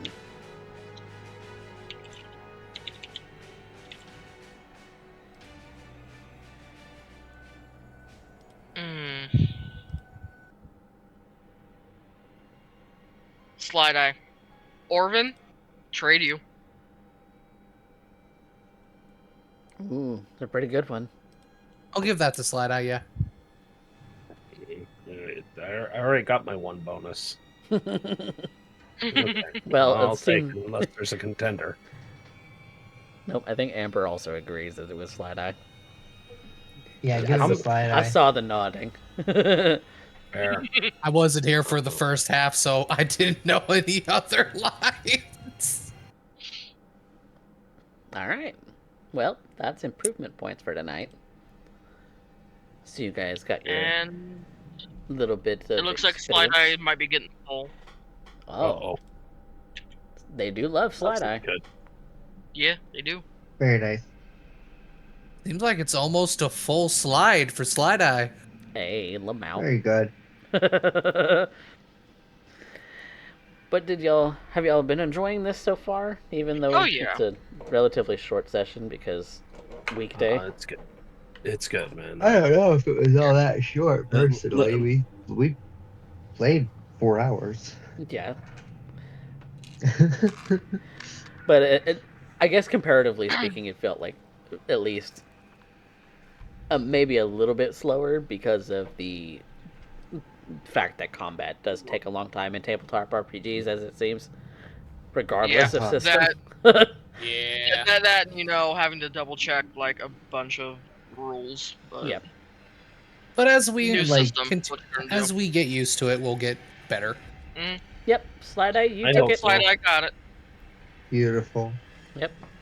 And Uh-oh. Storm's Fate with 2,000 channel points. Hell yeah. Thanks, Storm's Fate. Love it. All right. Hey, I think I need to start looking into spending. Yep. Point spending is something that you can do when you have accrued enough points to be able to increase your the thing you're looking at increasing. Skills are at a certain certain level, like a number of improvement points times a new level, I think, and then and then everything else is also very similar to that. So ranks have their own progression, things like that. So we'll look into that more when you do want to spend, and so when you do want to spend improvement points, and you've decided on one, we'll actually include that as part of the session, so that the audience can also learn with us how to increase and level up your characters when that happens. So.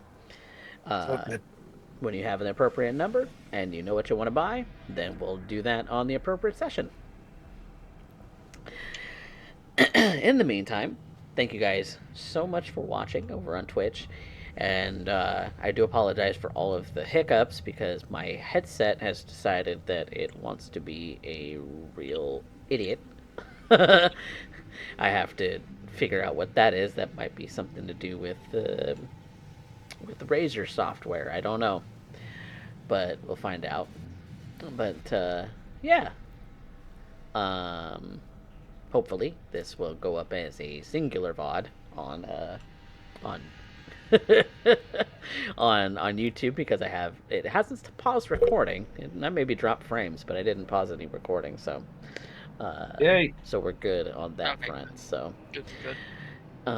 So yeah, YouTube, you will have seen no interruptions. You will have had only a brief interruption in the fact that nothing could be heard from either me or from my desktop audio, which is the things that OBS captures.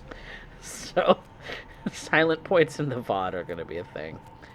But yeah, Coffee. yes, I've been recording audio this entire time, honey. I know. But it's okay. I think in this particular case, it's going to be fine. I don't think we need to do any editing for this one at this point. In previous episodes, we have had needed for editing. Yeah. So yeah. But yeah, thanks guys for watching, and for everyone else out in YouTube, try and find us out on Twitch at CoffeeCat Presents, because that's where we do all of this live.